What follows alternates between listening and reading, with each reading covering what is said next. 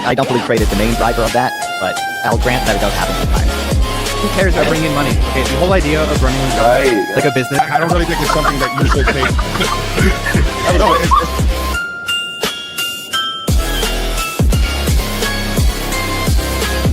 The argument against charging people rent? Yeah. Yeah, I mean, typically the philosophical argument against that's a legitimate criticism, because, I mean, you look at why USA was even invented. So, I don't know. Like, I think a recurring theme or a recurring trend is that less and less government. I want personal responsibility. I want personal accountability.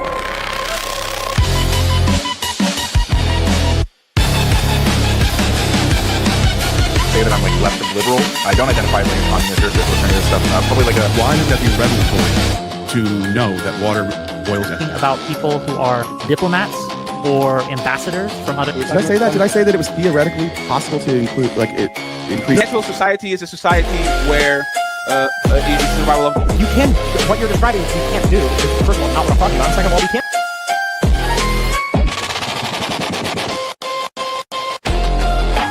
So basically, like, even your Lord and Savior Donald Trump didn't do the best job at nature. You refer to it as being conscious, or the conscious community.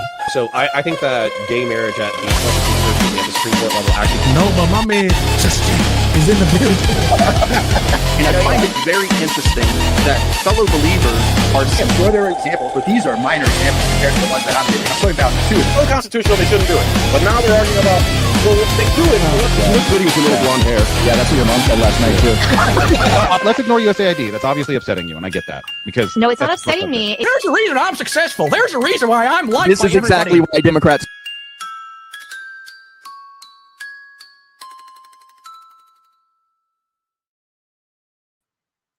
And good evening, ladies and gentlemen. Welcome back. I am Sarah, the Raging Tomato, bringing to you live another Throwdown Thursday. Our willing victim for this evening, Taylor Fogarty. I found her over on Modern Day Debate. I saw some debates she did, and I got excited, and I said, oh, another cute lady that likes to debate. She'll do great here. Taylor comes with us with the claim that feminism harms women and children. Taylor, I'm going to hand it to you. Feel free to plug in who you are, where you're from, whatever, anything about you, and then let's get to your claims, young lady. Sure. All right. Thanks, Sarah, for having me. What's up, guys? So I'm Taylor. I have channels on Instagram, TikTok, YouTube, at TaylorIsOnline. I like to talk about social politics, conservatism. I was a former leftist, so I like to think I have a special insight.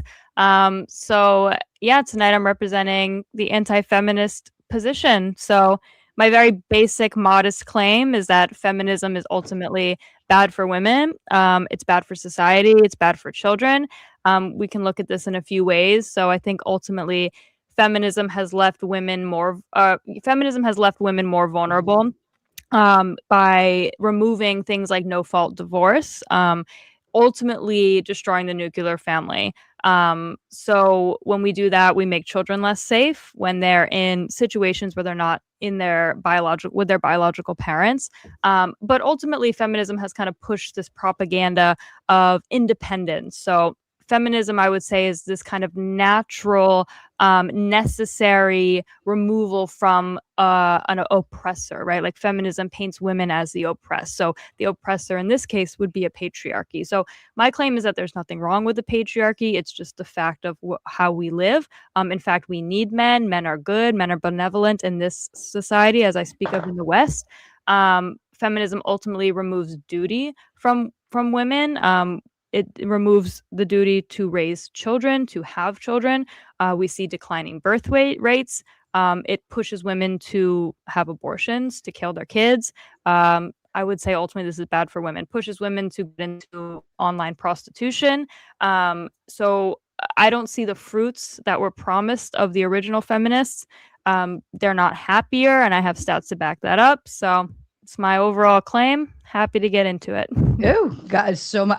Good thing I can write fast. I know, it's a lot. I was like, ooh, that's good. Ooh, that's good. Clarification, online prostitutes, are you talking about OnlyFans girls? Yeah. Okay. All right. Or even just like Instagram models, you know. Insta. Yeah. Graham. Okay, perfect. Well, let's kick off with the vulnerabilities. You think women are more vulnerable now than they were via the patriarchy. So what what exactly or is the vulnerability like all of those things you listed? Sure. I think women are most safe in a biological, with their biological children at home with their husband. Just statistically, they experience more domestic violence when they are living as single women dating or if they're living with an unmarried boyfriend. So physically safer, but financially safer. Men really don't have an incentive right now to financially provide. They're left with a lot of outs now to just get a woman pregnant and leave them.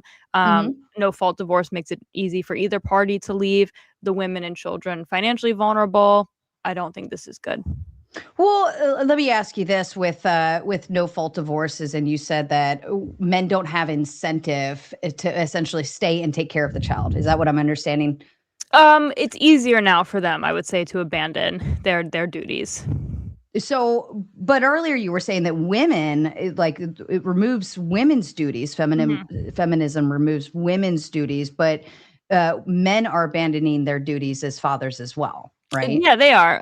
But I would say, just if we're talking about duties in a society, I think we can all name duties that things that we expect men to do in a successful society. So we expect them to maintain the infrastructure. We expect them to, do the jobs that women are incapable of doing, that they don't want to do, the hard labor. We expect men to go die in war. We don't expect that of women. So in an ideal functioning society, both sexes have duties, which I would say are equally important, just vastly different. So that's more of the duties that I'm speaking about. But yeah, in a marriage, there should be an equal duty, but different. So men are also not great right now, but right. So we can as long as we can agree, it's like not just women, and it's functioning as a society as a whole. Everybody's failing.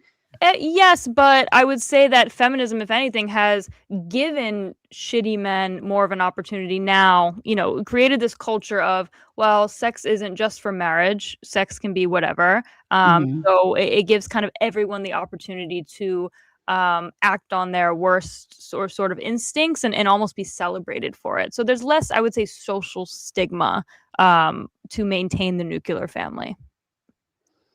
Less social stigma to maintain. Like, let me give you an example, because back in the day, a man could, if he was to leave his family, let's say, without, he would be shamed. He would be shamed and it's sometimes put in jail. Like, there was real stigma as well as like penal, penalties. So we don't see that now, right? Like, in certain cultures, even it's almost celebrated to be like independent and single, and it feels like there's a lot less social stigma.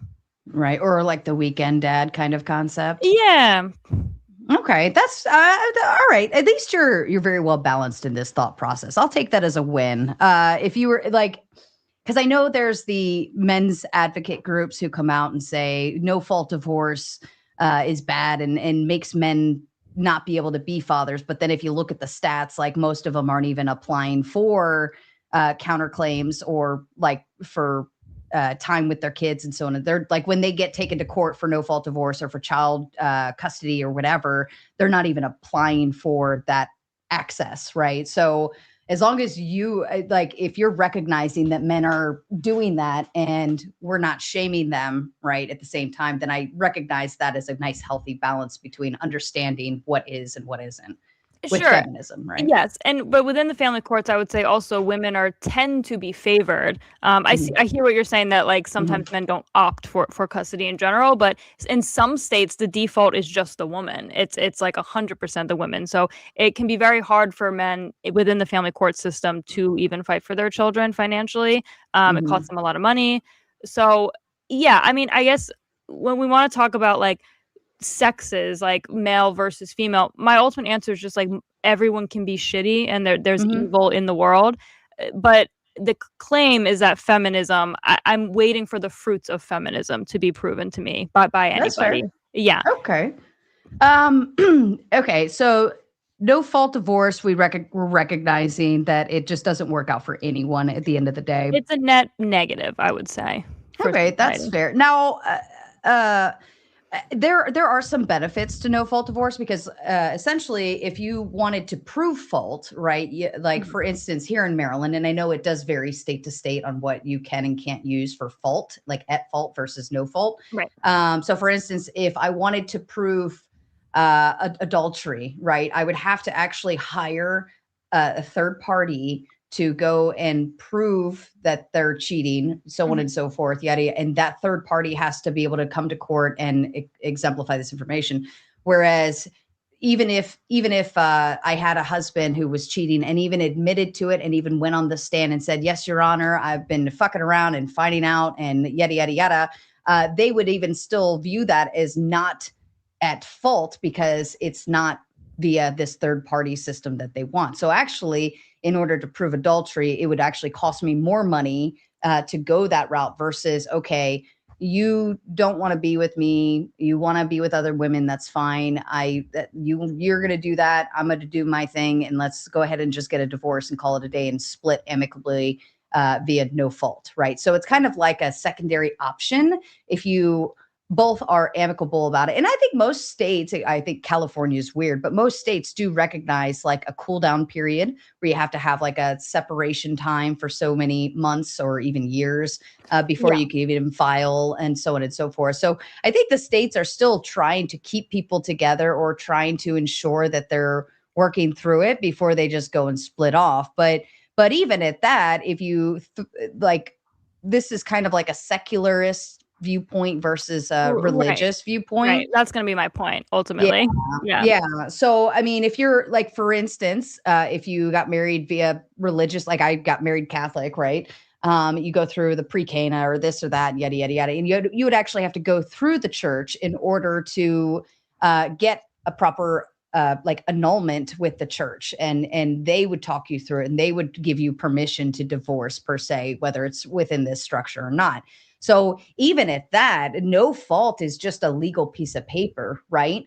But I think at the core of it would actually sit the religious piece, where that's the piece that's missing from all of this at the end of the day. Yeah. That's going to be my ultimate point because, right. I also am a Catholic, and I ultimately believe that marriage is a religious institution. And so when you're entering into that, I think that is a very serious covenant that you're entering into. And if someone even has is cheating or something, I don't think that the first move should be divorce as a Catholic. I think that especially if there's children involved, and that's maybe what I'm talking about, more of like a social stigma where no fault divorce, I think, kind of just normalized divorce, you know.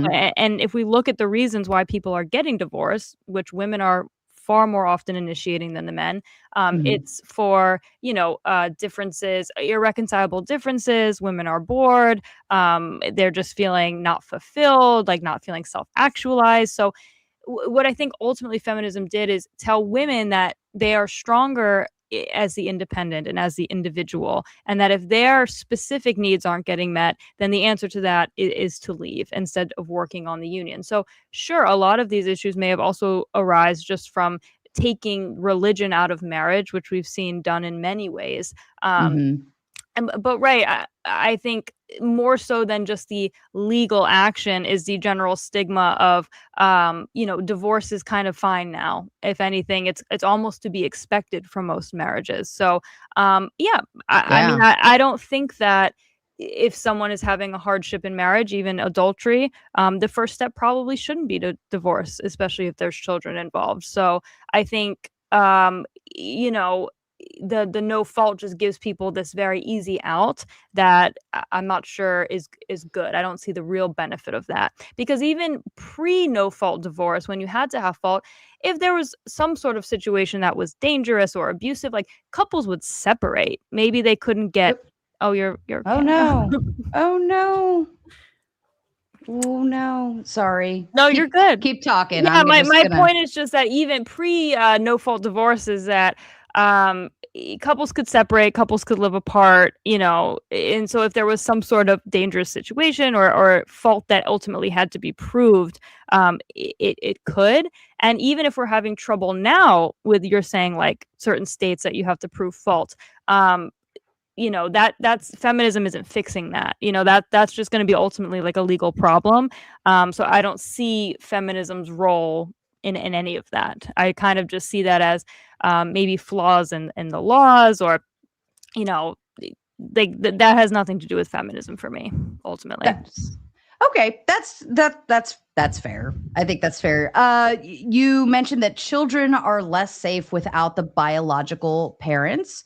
And I think we could all be agreeable on this. We have the data for it to show that, like stepdaddy, boyfriend, so on and so forth. I don't even know if I necessarily have an argument with that, but I guess my question would be: are children always safer with a parent if they are, like we see are abusive stuff, so on and so forth, that can be it kind of built into that? But I'm trying to think of any other circumstances where it's actually worse for the child to be with the biological parents. And I think even some statistics that show when there's tension in the house, when there's fighting, when there's a certain, like a low number of adverse childhood experiences, even children that have a low number of those within a married household still have better outcomes than living with a single mother, single father, live-in boyfriend, things like that. So even outside of like bringing a stepfather into the home,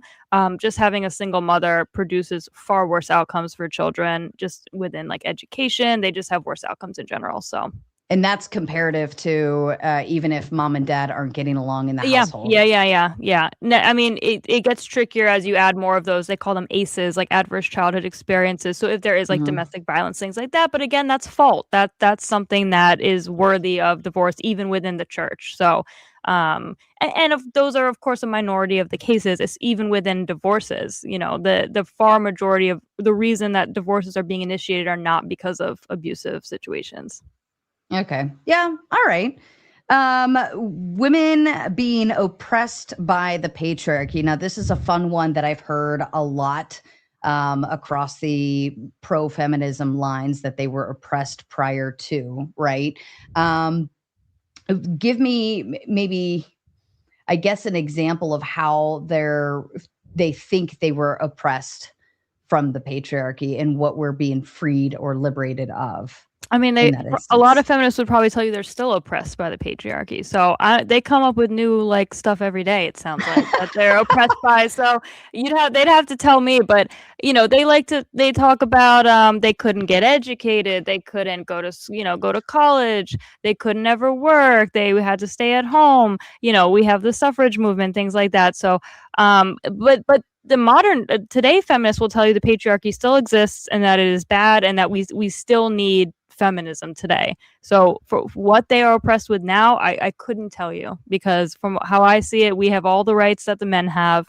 If anything, we have more rights in a sense. There's things that we aren't expected to do that men are. And so a lot of them like to cite the things I stated initially, like, well, they couldn't do this, they couldn't do that, which I think relies on a lot of sort of false framing and revisionist history done by feminist, leaders, things like that. So yeah, women have always worked. Correct. Right. Yeah. So I guess my question to that is, if women have always worked, why do we have an issue with them working now? Who has an issue with them working now? Do you mean like that, me? I know that is kind of a claim to fame in terms of the patriarchal talking points, is women should be at home in the kitchen making dinner, right? Like they shouldn't be working. And a lot of things I've heard were, and these are just like your average random talking points that you hear a lot. That women should be seen, not heard. In instance of also, if all of the women left the job market, men could actually make more money. So on and so so on and so forth. So I guess my question is, like, do they want us to work? Do they not want us to work? Like, where are we at this? You mean like me, like an anti-feminist? Like, would I say women should work? So my view in general, I tend to say, like, yes, the push for women into the workforce is 100% a net negative for society. For one thing you're saying, where we're watering wages down because we just have massive amounts of people in the workforce.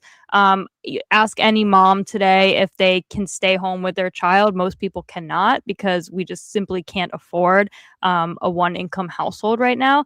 I think that's largely because of the push of women flooding into the workforce, and it's not the only reason, but I think it's a big one.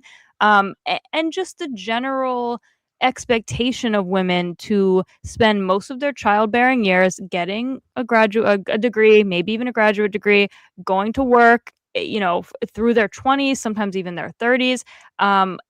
My ultimate position on this is like, it's not that women cannot work. It's not that women are not worthy of working. It's that working is not worthy of women. Women's highest calling and highest good is having children. And I truly believe that for women, and I believe that for society. And that's going to ultimately come back to duties as well.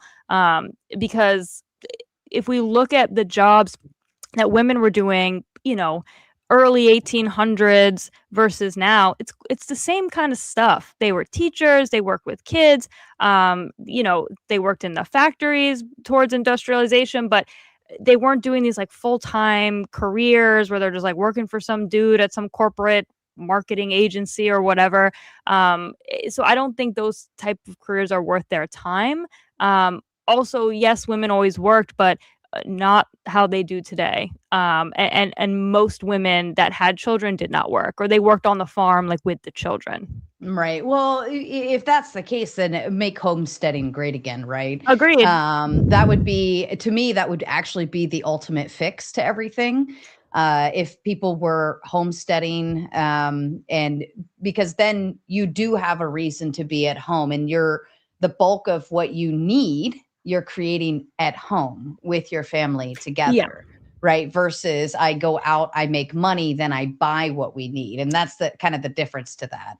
Yeah, I also think having the men in that sense of like having, like a farm and homesteading, like being able to have the man at home as well, or at least more community, would, I think, help women feel a little more comfortable entering into motherhood, because I think they view it now as a very kind of like lonely ordeal. I think we've moved a lot away from like the community aspect of mothering. People don't tend to live like near their extended families anymore. They kind of just like go to a big city or something. So I think that hurts everybody. I think that everyone thrives when, as you're saying, more of like, the agricultural, era. But obviously that's not the culture we live in right now. But I think ultimately, like, it's not that I have a problem with women working. I think it should be family first, have kids. That's your priority. And then, work if you want, do other things. That's what women have always been doing.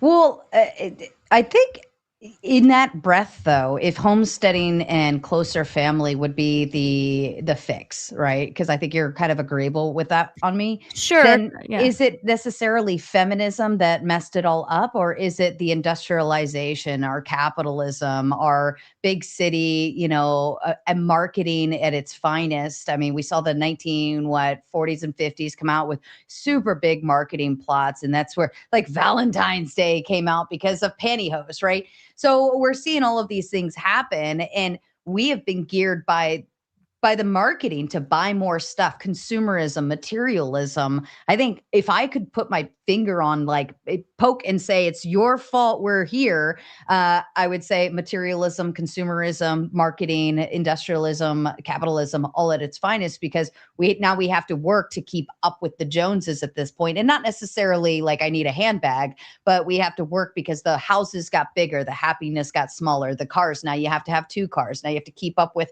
getting your kids and all of these different things, and yada, yada, yada, yada, yada. And it's just like dollar after dollar after dollar. And you can't do that if you're homesteading, right? Yeah. So we took people from being reliant on themselves to being reliant on corporations to being reliant upon the dollar. And now we have to operate under that guideline because that's what's here. Nobody's figured it out. Like, oh, if I just go and can my own tomatoes and grow my own strawberries and till my own like yard, I can actually survive and do this by myself. But that's hard work, right? We like the luxury life. Yeah. We Yeah. like air conditioning. No, I agree. And like you're saying, we can't just snap our fingers and be like, okay, back to the farm. Like, it's just not how we're living right now in the industrialization, technology, all these things. We could, we though, could if we didn't care what the Kardashians were doing. I agree. And what I'm going to say is I think especially the modern day feminisms, the feminists, they are materialists to their core. If you ask them, why don't you want kids? Why do you want to work? It's all materialism. It's all about them. It's I want to have a bigger apartment. I want to have my own money. So yeah, like ideally we get back to this sort of life you're talking about, but you have to change people's value structures first, because the value structure right now I see, and especially modern day feminism, is the self first, the individual. How can I, make the most money? How can I make myself happy? It's about happiness. And again, completely devoid of duties. There's no duties. You're right. They don't want to do that sort of work. They want to work at some marketing firm and have a big apartment and sleep around and just have fun. And that's it. And there's no duties. So it has to be a value shift first. So again, like, you're right that we can't point at one thing and say, feminism is why the world sucks. But the question is feminism good? And I think that a ideology that tells women that they are the most important things in their life and that they have no purpose to serve something greater than themselves, such as the family, is not good. It creates women that are ultimately very materialistic, pro-abortion, online prostitution. Like, these things are not goods. That's fair. That's a fair assessment. I think I'm having a hard time pushing back on you. I think you're so well balanced. You're not like get in the kitchen kind of talking points. So I can't even be like okay, let's dial it back. I know. Well, considering you're a Catholic and I'm a Catholic, shout out. I very rarely meet other young ladies like you. So this is actually kind of a breath of fresh air. You got a good head on your shoulders. You're very well balanced. I'm so proud I found you. This is wonderful. Okay, now you are specifying this to Western culture. Because I know there's a lot of stuff with is Israel, Iran, and all of these things right now, and women are actually being oppressed, like they're actually being harmed. Where's the feminist set for that? Right. Like, where's that call? Right. But with Western culture, where would you like? I mean, Japan, there's a lot of women doing their own thing too. I mean, there's actually, what is it? China, I think, has like, they're trying to pay people to get married and make babies at this point. Right. Mm-hmm. So is it necessarily just Western culture, or is it like some type of societal kick overall globally, where maybe religion's probably not the front of the family? Right. Because I would say China, Japan, I don't know where their religious pieces necessarily sit, but I mean, they're right up there with us on keep up with the Kardashians, buy as much as you can, or, like they've gotten away from the average, or what we would call like the nuclear family. Yeah. So can we say it's necessarily just Western culture, or is it other things that have affected the society as a whole? No, yeah, it's society, and it is what you're saying. I think it's the rise of secularism, it's the rise of atheism, and so obviously there's different cultures that are having like a lot of kids, but I wouldn't necessarily, prescribe that solution for us. So if we look towards, more Middle Eastern countries, Islamic countries are having a lot of kids, but I would not say that is a healthy society that we want to emulate. I think we can just look to our own society. I think that, when we look at other cultures, and there is that sort of modern day feminism in other cultures. We see it in South Korea. Their birth rates are like awful right now. I think they're below 1. So they're going to be just gone. And that's due, I think, a lot to this kind of version of the modern day feminism. But we can just compare to our own country, to the United States, and look at us, in 70 years ago, and see how much better off women were doing. We see their happiness just declining since then. We see them on, antidepressants six times more than men, birth rates compared then to now. So again, yeah, we don't really have to look at other cultures. We can just look at our own. And obviously there's factors contributing to other, economic issues or whatever. But yes, I think my ideal society is one with Christian values at the forefront, and then the nuclear family will naturally follow.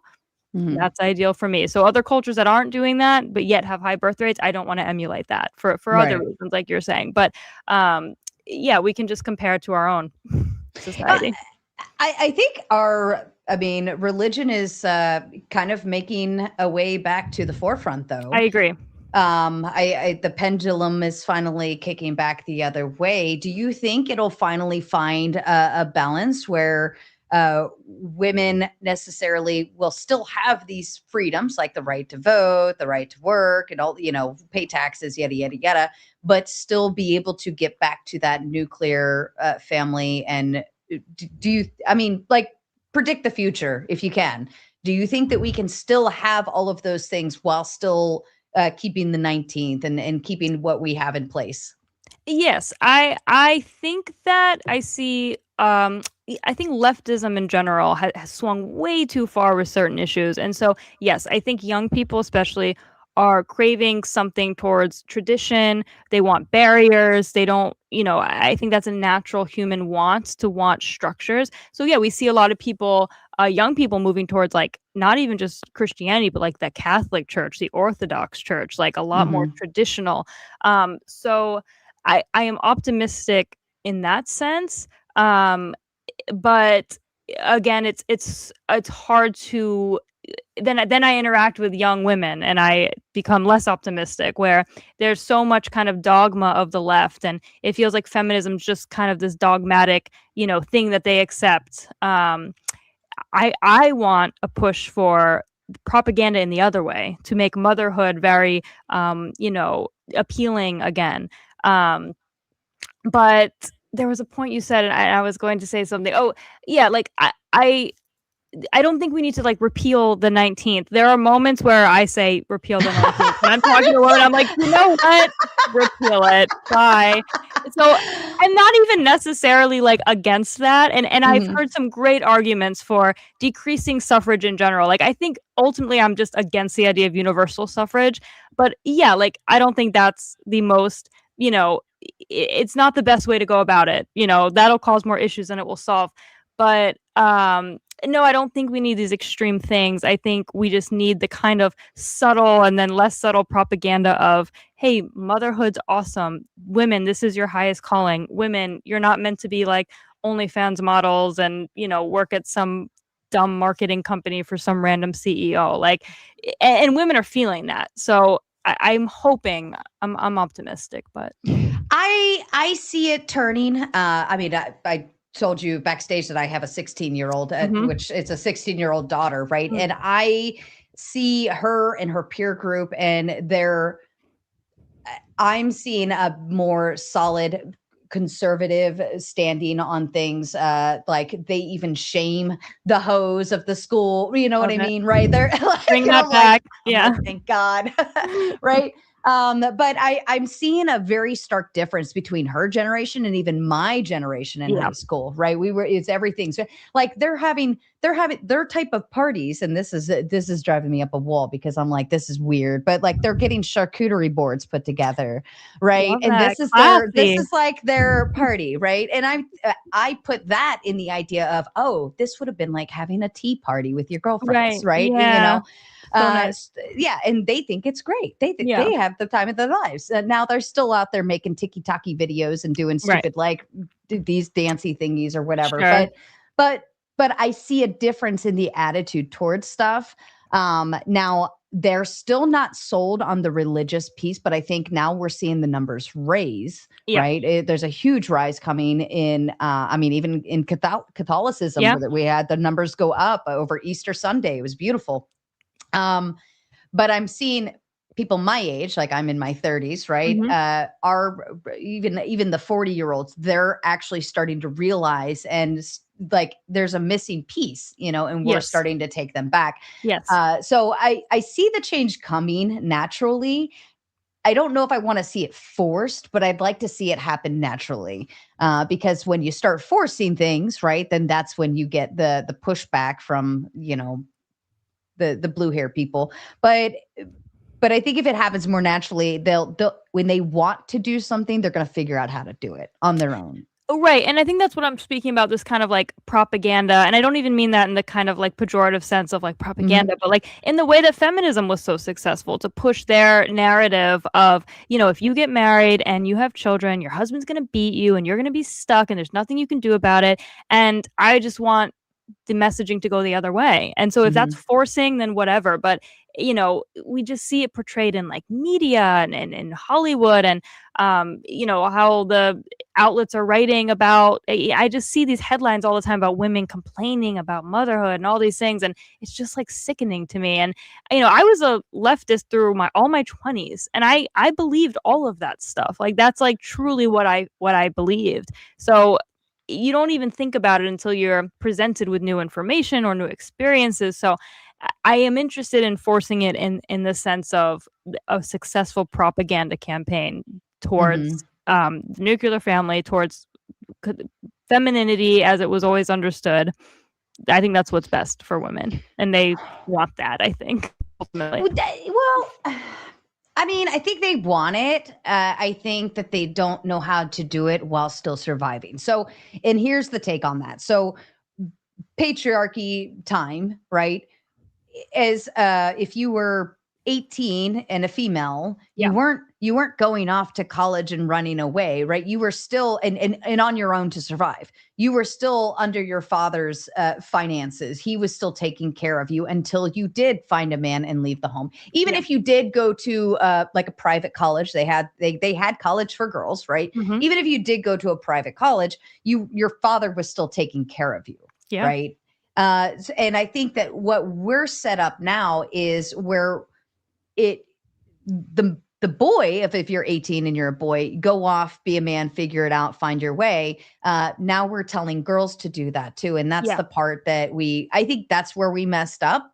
But I think the piece is fathers weren't taking care of daughters. Because that's right.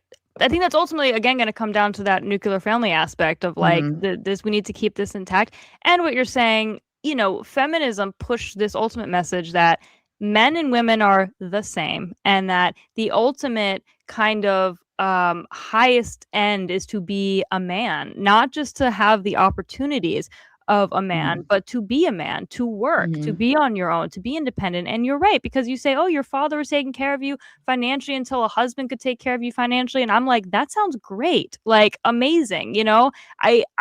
Women have such a knee-jerk reaction to this because they think it kind of takes something away from them.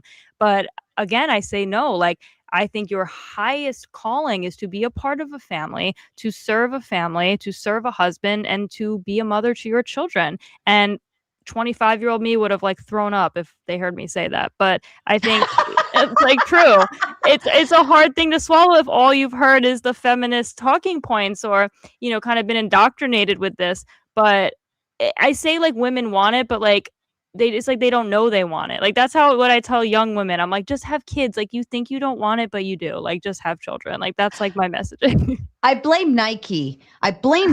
Now I think you're younger than me, probably by a lot. But the 90s though, Nike, anything you can do, I can do better. I remember that. Oh, damn it, you are close to my unlocked something there. That's so funny. Yep, and it was a girl and a guy competing. I remember. And I still haven't forgotten it to this day. That's what I'm talking about. That's the propaganda I'm talking about. And again, there's nothing wrong with telling women to like go play a sport or whatever, but it's like, lean into what's great about being a woman. Why is the ultimate good to be a man? Why is it to beat men? Why isn't it to just be a woman and to be the best woman and to lean into the natural gifts of womanhood and femininity? So, we've seen, I always say that like the natural end of feminism was always going to be the like trans ideology, was going to be, okay, well, there's no difference between men and women should be men. And so now we see that men can be women and women can be men, and men can get pregnant, and there's just really no difference between the sexes. So like bring that back. I'm glad you tapped into that, because I wanted to go in that direction with you, because in one sense, I almost feel like it kind of doesn't seem like it's feminism. I would actually almost put it in, and hear me out, because it's just the ideology base, that it's actually a more patriarchal, because if men can be women, it oppresses women, even like it not oppresses, but it like forces us to be again underneath a man yet again, and at like his will, right? Even if he's dressed up as a woman. 100%. Right. They eat themselves all the time. It's like, it's blowing my mind. And I'm sitting here thinking, and I know we kind of, that was another talking point we were kind of looking into, was the idea of women are being put in second place due to the trans ideology, so on and so forth. We can't even have our own bathrooms now. We can't even just be called women. Now we're cis women, like all of these things. And I don't know if I would necessarily say it was feminism. I would say that they hijacked it and turned it on its head and said, well, we're going to use that too. Right. And it's like, fuck, like we can't even play the sport. Like Title IX did what for me? I mean, the word woman doesn't even mean anything anymore. So if you want to have laws protecting women or have women's spaces, the left has had to concede that means nothing anymore, because they've completely eroded what man means. They just decided it's a social construct that anyone can opt into. So for me, it's just the left eating themselves, and it's a natural progression. Like they just get, that's kind of what I'm speaking of when I say the pendulum swung too far. Now we see it kind of swinging back, because I mean, just the absurdity of that. So right. Yeah. Right. That's fair game. We'll tap into that when I'm sure on panel. So the OnlyFans, you called them online prostitutes. I don't know if I would call them that per se, but OnlyFans and Instagram models, we are seeing an onslaught of that. Actually, it's actually getting nuts out there. It like I can't even at this point open up my X without some kind of like porn thing, and I was like, why, what is this, why is this here? I didn't know that. Like I understand like the X app allows you to be a little more free with your First Amendment rights, but holy shit, like I open it up and there's everything, and I'm like, what is this? Like I don't want this on my page. Like this is not why I'm here. So dive into the OnlyFans, Instagram girls, women making money off of that, and give me your thoughts. Yeah, I think feminism sold that as like an empowering option for women. I think they said that, okay, like, you know, you're not really doing porn because you have your own website, and like, you know, there's no pimps, and it's not like you're sitting on a leather casting couch and, you know, being sold to men somewhere in some shady motel. It's like better than that. But ultimately, these women are, you know, putting their stuff online for it to be forever, giving a big chunk of their income to essentially a pimp, which is the OnlyFans, you know, executive CEOs. So it was sold as this empowering option. And I just see a degenerate culture, like you're saying, one that has you know, flooded with pornography. Again, if we're just talking about like what's good for society, I would say just in general, degeneracy is a net negative. It discourages the nuclear family structure. And you talk to like women are kind of promised like you'll make all this money, and it's like, what? There's some crazy stat that's like 90. They make $100 a month or something they just like make that. Nothing, and it's like the top something percent make all the money. So again, it's just this other lie of feminism that says, you know, be independent, sell your body. You know, sex is meaningless. You might as well just sell it. So you know, women are turning 18 and signing up, and it's not good for anybody. It's not good for men to encourage, you know, pornography in general. It's not good for women. I just don't see the the good of that, and the only good I ever get from feminists when I ask them this is all materialism again. It's, well, they can make money, and it's like, so what? You know, it can make money doing a lot of things. Like, what's the good in that? It's easy. It's easy. It is easy. Like, that's, you know, and again, like, why are we pushing women to, you know, do the easy materialistic thing? Like, I think feminism has very low standards for women in general. Like, that's what I keep coming back to, I think, is it removes the duty from women, right? Like, they have no ultimate duty to society. So they are free to do the easy, slutty thing that might make them some money. I mean, in some sense, and I'm going to try very hard to play devil's advocate. Do it. I'm going to try. It's the feminine thing to do. I can't go out and work, and you don't want me to be a plumber. You don't want me to be in the high corporate boss babe. You don't want me to do this. So I'm going to do the thing that I am most feminine at, right? My body is beautiful. I'm trying. Okay. My body is beautiful. Crushing it. I'm gonna be the lovely lady on the screen, the thing that the men want to see. They want to see me in a beautiful dress. They want to see my nails done. They want to see me being taken care of and dainty, right? They also might want to see me getting plowed, but whatever, right? Like, beautiful dress. Like, where are you seeing this? Like, it's great. But to Generous. me, if I can try, like, that's probably the most feminine job possible, aside from being a mom and a wife. But like, it's girly. I wouldn't want to do it because that's too girly. It requires you to be too nice. Yeah, I think reducing femininity down, I would say women are have much higher worth, much higher callings than the ultimate femininity being, you know, a whore. But and you said something interesting. It was like, oh, well, it's not that I don't want women to be plumbers. It's not that I don't want women to be corporate CEOs. They don't want to do those things, right? So that's just what we see. But I mean, I guess, yeah, like, if you can name me something that's a positive for society as a whole, because, like, sure, we can have individual goods, but I would say, you know, lording materialism as your highest good is not good ultimately. And we just have statistics for this too. Like, women that go into this sort of work, like, statistically have, like, trauma. They have issues with drug use, like, even within, like, the OnlyFans space. So again, like, this industry that I think we would all agree is a net negative. Like, if we want to look at, like, the old school porn and, like, prostitution, like, no one would say that that's empowering or good for women. And so the answer to that is not to just open it up for more women and for younger women and for younger men and married men. I think like 90% of the OnlyFans customers are married men, something like that. Like, again, if we want to just talk about the destruction of the nuclear family, what's best for society, it's ultimately always going to come down to that. So another big net negative.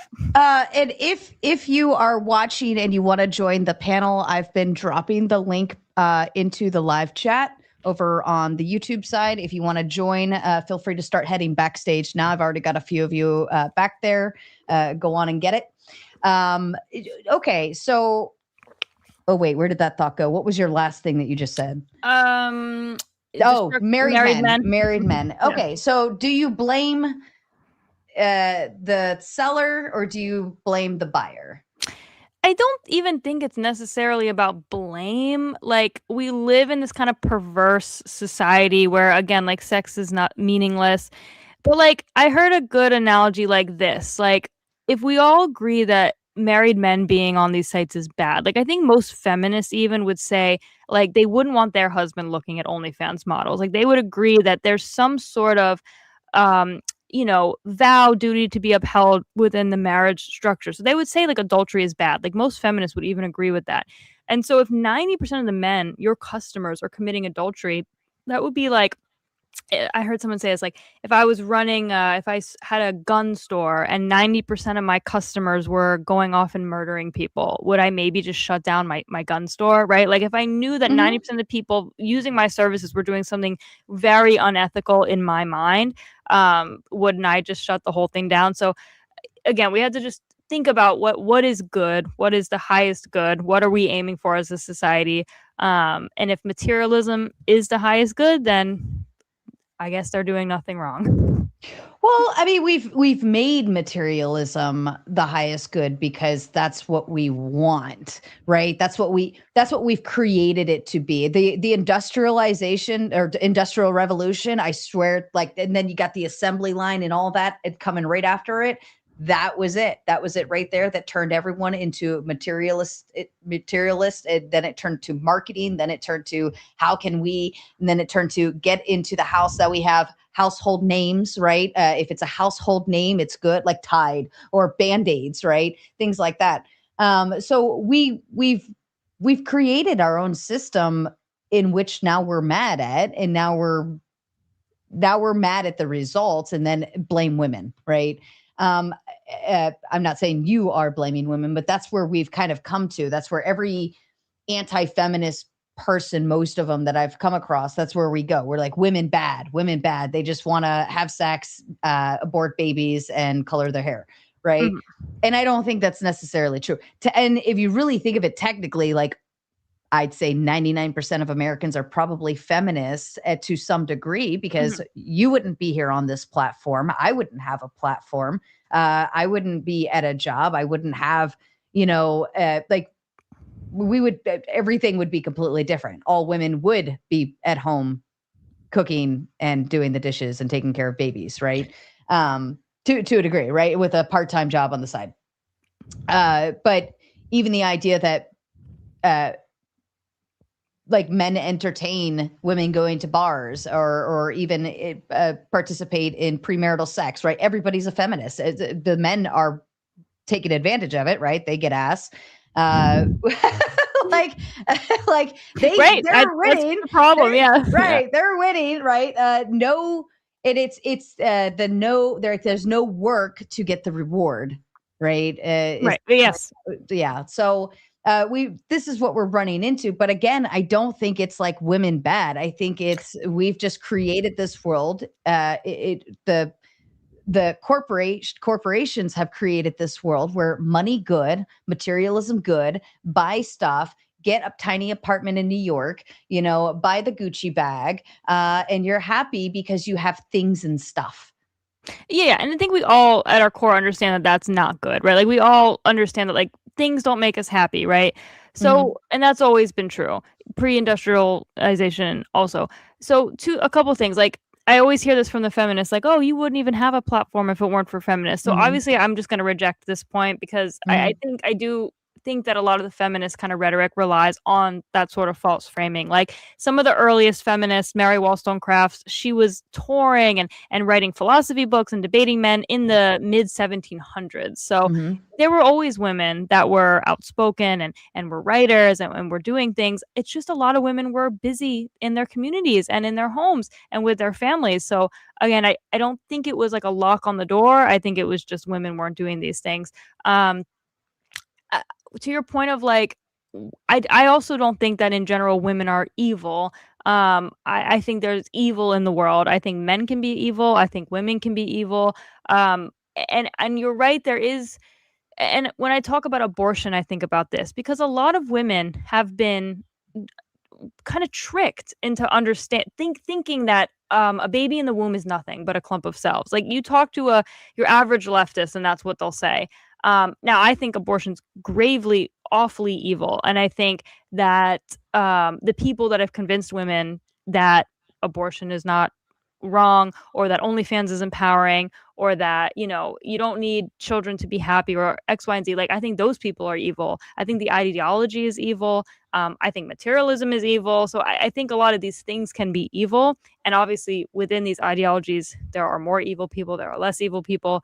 But yeah, it's not like I hold really anyone personally accountable for, like, this culture we have normalized. As you're saying, the men go to bars and they also, indulge in this sort of, like, women being easy. And I agree, like, they do, and they shouldn't. But I think, again, it's going to boil down to, like, what do we value as a culture, as a society? And the feminist kind of propaganda has helped a lot of the degeneracy happen, I would say. But it's not the only thing.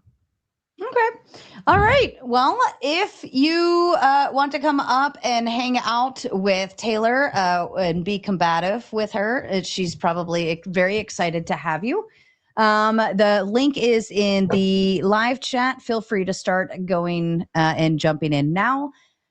Let's see. We'll get through there's a few super chats that came through. Oh, we've got the matriarchy winning tonight, by the way. Asvarun sending in the big 5. Thank you so kindly, Asvarun. We love you so much. Iotin, who I will say congratulations to Iotin. The patriarchy actually won today. She just got engaged. She sent the lovely picture in the Discord, and she said the patriarchy got me, guys. So we're so excited for her. And thank you, Mater Nation. Be sure to send all of your love over to Iotin in the chat. She says, career OnlyFans models have terrible 401ks, poor future planning. I'm sure you would agree with that, Taylor. True. Yeah. No long-term career there.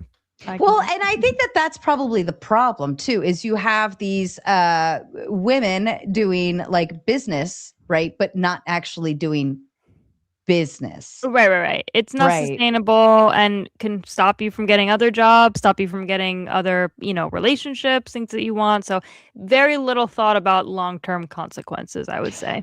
So, I mean, agreeably, I would say that the bigger problem, aside from materialism and consumerism, is we like the easy button. True. But I think women tend to indulge in that easy button a little more than men. I think, again, like we have to ask ourselves within a functioning society, what are the duties of everybody? And I've never heard a feminist tell me what the duties of women are, convincingly. So, they don't want to accept the duties of raising the children. They think it's, beneath them, that it's not good enough. So yeah, I mean, that's ultimately what my argument comes down to. I guess my question to that would be, would we want those women to be mothers? Maybe. I mean, again, I think a lot of women that it kind of goes down to my theory that a lot of women probably want to be mothers. They just don't think they do. I think a lot of women that are stuck in leftist feminism world, they probably would be great mothers and they just don't know it. They've been convinced that they'll hate it because they like going to brunch too much or something. But, it's hard as a mother, and you're a mother. It's almost hard to describe, the joy of it all, because when I was younger and I saw, parents with their children, I didn't think I wanted that either. But it really is something you have to kind of just do. I was actually teaching at a dance studio when I was 17, 18, and I was in charge of the 3-year-old classes all the way up to adults, right? So these 3 to 5-year-olds, I would take Tylenol before I went in to teach them, and that actually made me not want to have kids. Now I ended up, of course, having kids later, but I was like, these little shits, they're buttheads. It's so different when it's your kid, though, because I was a nanny for a long time before I became a mother, and it's so different when it's your kid. That's what I try to explain to women. It's hard to explain. Yeah. Do you think that maybe that would kind of feed in again to your concept? Because I preach this one as well, that if we stayed closer to our families, it used to be, and I still see it in especially the Italian families and the Greek families out here. I'm on the East Coast, and they are right up the street from each other. They buy houses next to each other, and they are locked in. And they, I would say, have the most, the better value system in terms of the morality and stuff. And they're very tight knit on family, and you don't mess with that family because that whole family lives on the same block, and they'll all come after you. Whereas we are leaving our homes, we're traveling away to cities, or we go off to college, in some far off state and meet a man and get married or whatever. And then we follow him somewhere else to the depths of hell, wherever. And I think that is also a bigger piece to that, where if we are staying closer to home, now we're seeing our siblings as they have babies, and our aunts and uncles as we're growing up, them have babies. So we're learning that nurturing and responsibility early on. Whereas Like, I'm trying to think of when was the last time I held somebody else's baby, know, right? you know, It was that, so normal. It's so yeah. normal. Watch any show that's set in like the 70s or something, and you'll just see this communal aspect of like dropping your kids off with the neighbor, or, like with your sister. Like, I agree. And I think women would feel like motherhood was a lot less daunting if they had this kind of big family structure. Mm-hmm. That's, yeah, I think that's fair. Well, and even at that, I mean, when I had my daughter, I had my parents were, you know, I moved back home with my dad. Mhm. My mom was right on the corner, and everybody pitched in to figure So it out. nice. Yeah. Right. How So it should be. that's a like going into that, getting pregnant, I was like, oh my God, I'm screwed. Like, I have no idea what I'm going to do. But then realizing the support network that I had Mhm. and that ability was beautiful and That's really great. helped out a lot. So, Yeah. Iotin says also, if you are lucky, eventually you will be old and no longer marketable to that skill set. I don't know.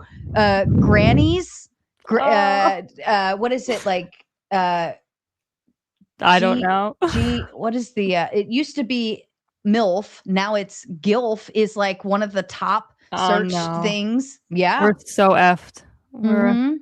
Well, maybe that's a good thing, right? They'll like Maybe. move to they're already there's nothing they've already done their duty. They've run out of options. Yeah. Right. So maybe it's not that bad of a deal. Yeah, like a retirement kind of fun hobby. You know, I mean, you know, I was thinking I should make an OnlyFans and just like cook dinner.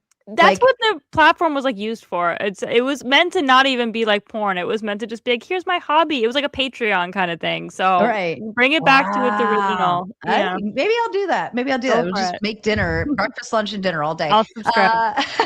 The Musk of the Husk. We got Husky was backstage a second ago. Feminism really isn't feminine. Women should stick to doing the wonderful thing women can do instead of trying to prove that women are more than women. I agree. Okay, yeah, that's a fair assessment. I mean, I have two brothers, so I've always lived in competition with them growing up, and I'm the middle child, so I have my own issues I work out there, but I don't feel the need to like necessarily compete with men on a men's level. I would say that. All right, you ready to meet your panel? I went on a little longer than I planned, but you ready to have them up? Let's do it. Let's do it. Here we go.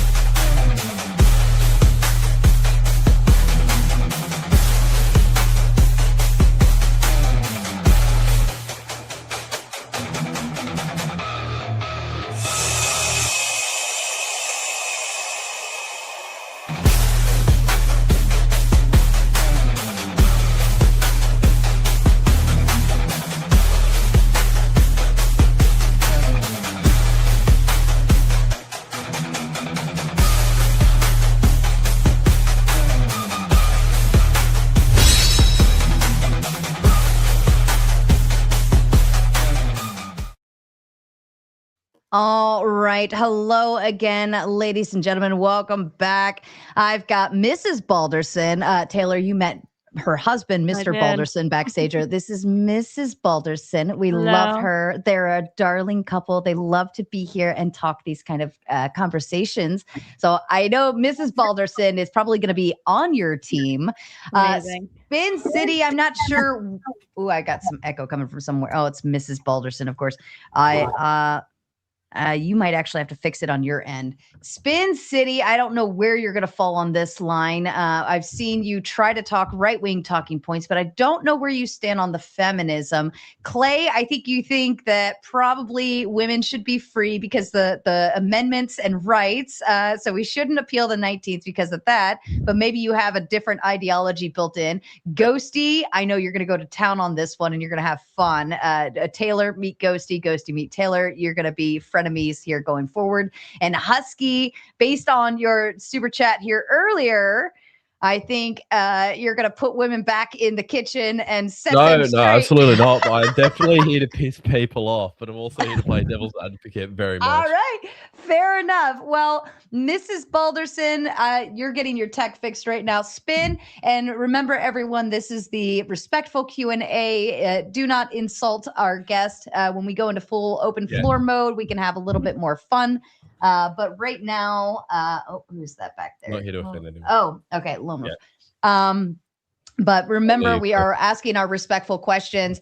I'm going to ask everyone to mute up for now. Spin is passing on his turn. So I will hand it to Clay. Clay, you go ahead with your first question, please. Fantastic. Nice to meet you, Taylor. Good to see you. Thank you for coming up, and hopefully you'll enjoy the conversation.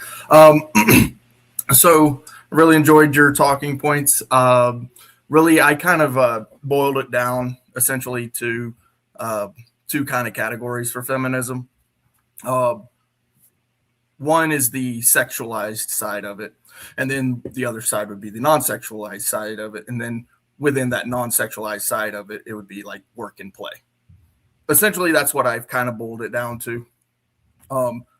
So for me, the sexualized side of it, I don't think should be something out freshly in the public. Like I'm all about, as Sarah mentioned, our First Amendment rights. But there's a time and place and manner for that. So it should be restricted. That's things for the bedroom. And then past that would be the non-sexualized stuff, the work and the play. There's plenty of activities that most feminists would probably point out that, hey, women like to do this. Men aren't really into doing that. So allow the women to do that. But then also you've got the work side of it, where, again, the same thing. Most feminists, I'm guessing, would say, look, women like to do this work as opposed to the men like to do that work. And so really with the work side of it, that's where I'm probably wanting to focus most. I personally think it's a great thing that women are able to get into the workforce. I think it's a great thing because if it was just men doing a lot of the jobs that women do, we wouldn't have nice things.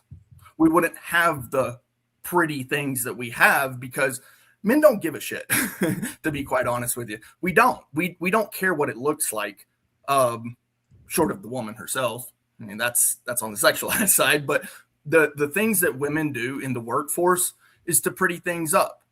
Not only that, but they also have that motherly instinct that they bring over from the other side, which I think is actually very good in the workforce. Cooking, cleaning, these sort of things. It's a way to boost that. I think there's a crossover here in the marketing department because a lot of things use sexualization in the workforce, where I think a lot of the issues could be solved is essentially not sexualizing it to a point or a standard that's so degenerate that essentially you look at it and you say, wow, that's pornography. So that's kind of my stance on it. Do you have any thoughts on that?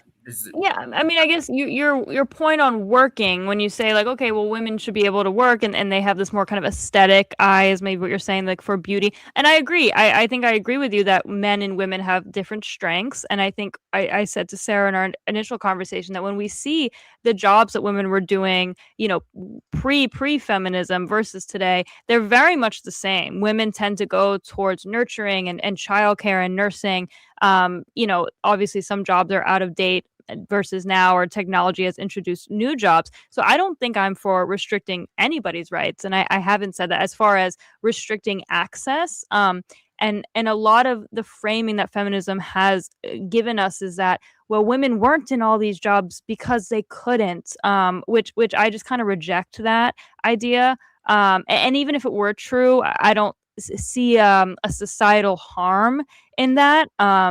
And so I guess my ultimate thesis is that sure, women can work, women can do whatever they want, but what should they do for society? What should be their duty? They should have children, and they should be taking care of their children, because I think they are made to do that. I think they are uniquely qualified for that, and in a way that nobody else is, men included. So yeah, I mean, I probably agree with most of everything you said.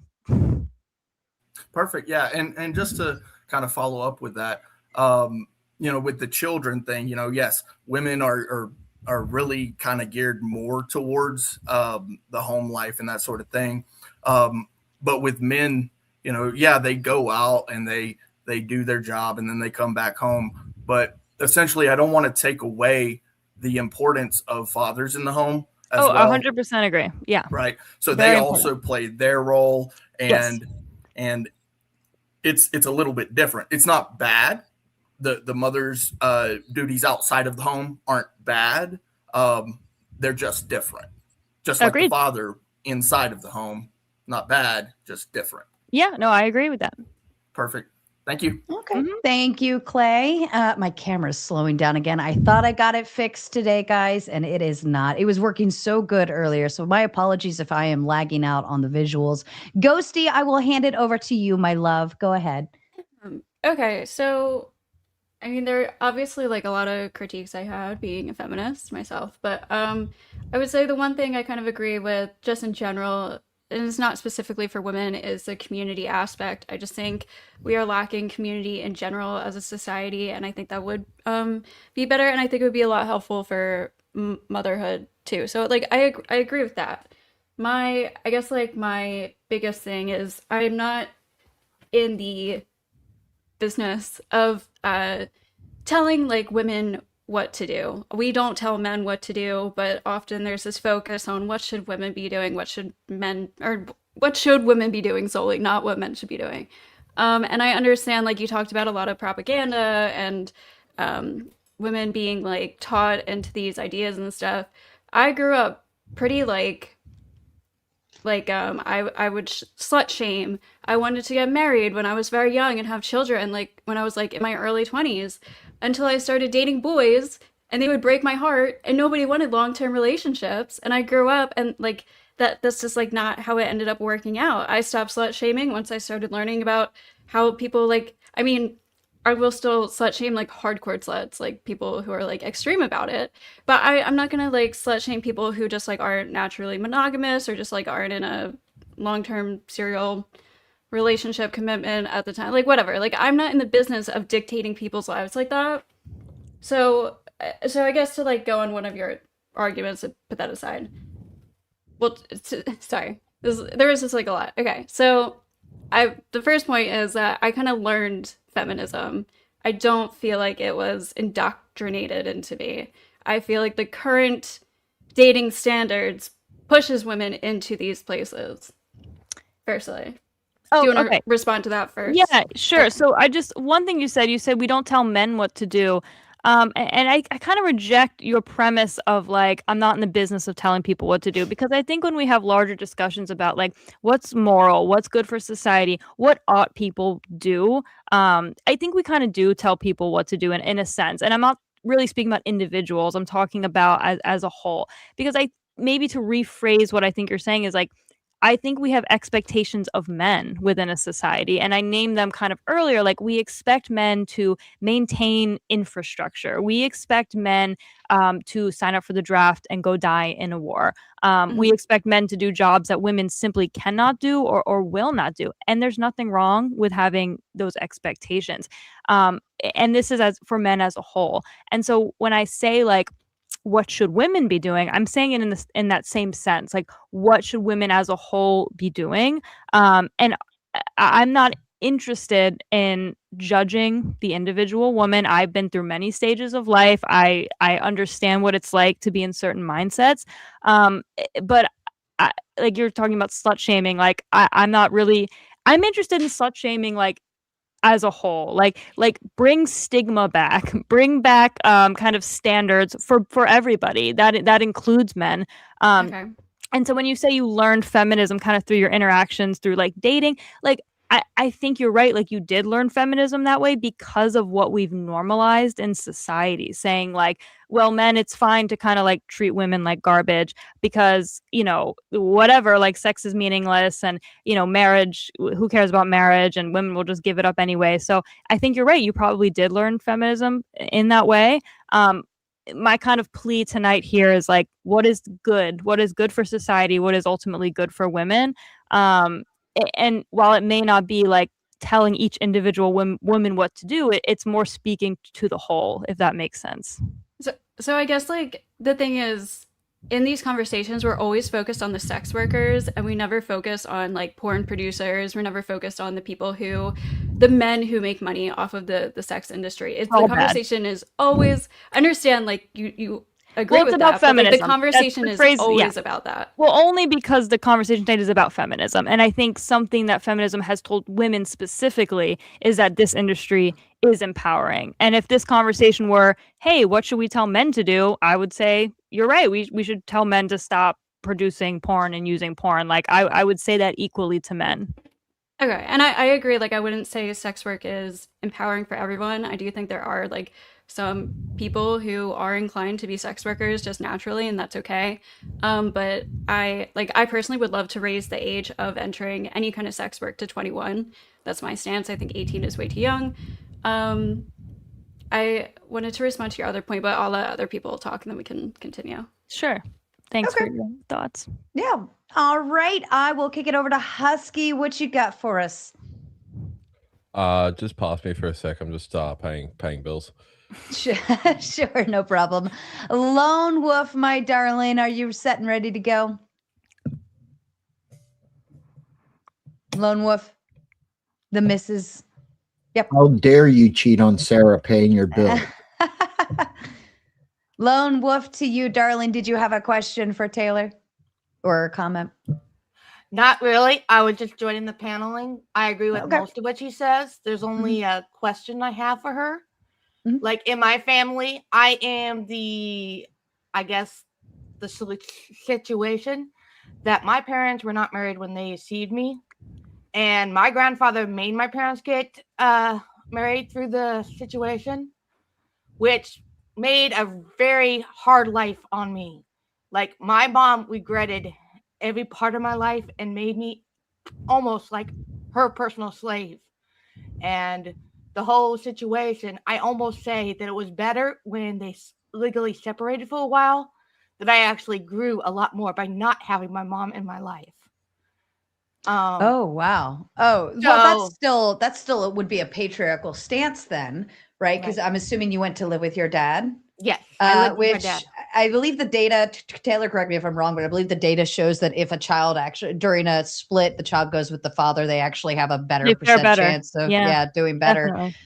So you actually benefited from that you actually didn't necessarily benefit from feminism. You actually still benefited from the patriarchal stance, if I could say it that way. Does that make sense? But with them being together the whole time, I think I would have turned out with a lot of more things against me. I probably would have ended up doing drugs. I would have gotten into more, bad relationships. I think what saved most of my time was because my mom was separated during those crucial times that she was gone. Fair. Yeah. And that's I would never say that like no one should ever separate. I think the kind of criticism of no fault divorce was that it just kind of made divorce quite normalized and ultimately destruction.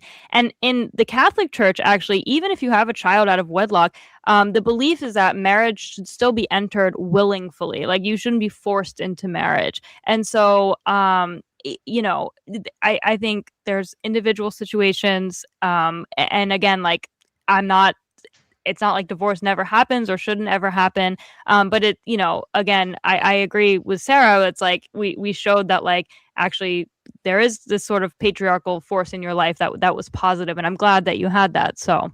Yep. Thank you, Lone Wolf. Effigy, I know where you're coming from. Go for it. Have at it. Well, first off, no-fault divorce was done by a bunch of rich men in California under Ronald Reagan because they didn't want discovery into their divorce proceedings. It had nothing to do with feminism. It just gets blamed for it. They claim it, not me. They claim it. They love to talk about it. I have two quick questions for you, Taylor. Go One, ahead.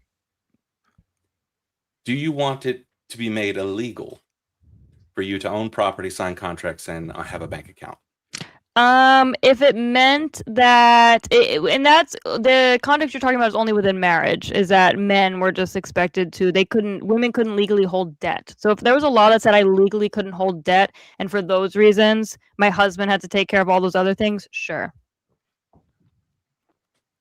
Cool. All right. So the other question is, would you be fine with it being made legal for there to be domestic violence, marital rape, and sexual harassment in the workplace?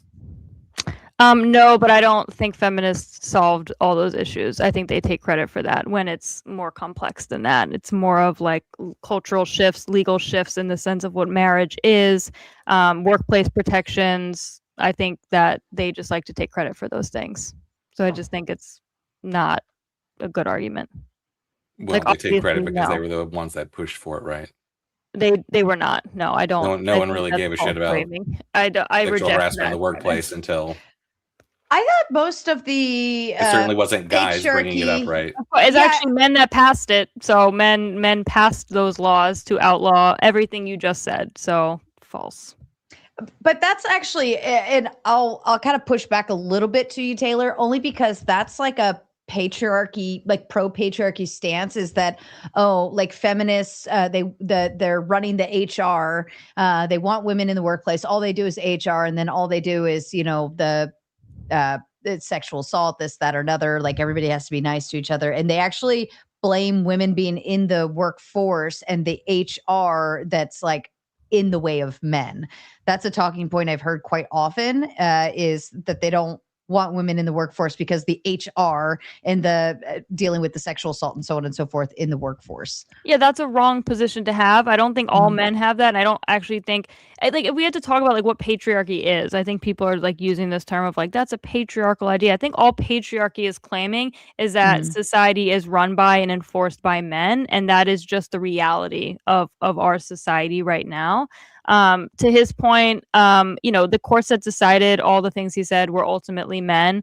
Like for marital rape, essentially, like rape was always illegal. It was always just kind of difficult to prove within marriages. So I think feminists kind of just hopped on that when there was like one famous legal proceeding around that, and then that started a conversation which both men and women supported a specific law that outlawed marital rape. So again, I think what we see a lot is feminists kind of jumping on bandwagons and trends of just what turns out to be progressivism in general. I don't credit feminists to anything he said. Effigy, any thoughts? Well, those two things are intertwined completely. But no, I'll wait for the panel. Feminism and progressivism. Sure, but I don't mean progressivism in like the leftist sense. I just mean like progress in laws and how we kind of reframe like legal documents, things like that. Like just as time goes on, I just mean like progress, not even like leftism, progressivism. I'm good. Okay. Wait to the panel. Fair enough. All right, Duck, to you, please. You are muted, sir. There you go. Can you guys hear me? Mm-hmm. Okay, cool. We're doing just no fault divorce. Hi, Taylor. Anything feminism, but sure, you can do no fault divorce. Hey. Hi. Yeah, I mean, okay, so I'll just mention this and then maybe say something more substantive, and yeah, whatever you want to take or kind of dish off. But yeah, I'll say with no fault divorce, the one point I will give credit for to sort of the black pill or red pill space is that it does seem weird that you have a family that may be separating and suddenly you do have this notion of justice and injustice entering a marriage, entering a human relationship. And so there's certainly something to be said for that when there are financial responsibilities and stuff. But it also sounds very strange that, the same thing that describes Emmett Till is in a marriage. But yeah, by and large, I consider myself a feminist. I think that there's a difference between scholasticism and actually, not being like a troll, not being like a feminist, sort of, advocate. I would say like a, being highly cognizant of places in society where women don't have a fair shot, and there's exclusive spaces and stuff that end up opening up as a result. So that's what I would ask. What's your specific question? Just Yeah, that you lost me too, Doc. Yeah, I guess, yeah. I mean, does in your view, does like the legalization or legalism of it, does this change your perspective on, or limit or guide sort of where you might define feminism as being either good or harmful as a subset of a worldview? the legalization of what exactly?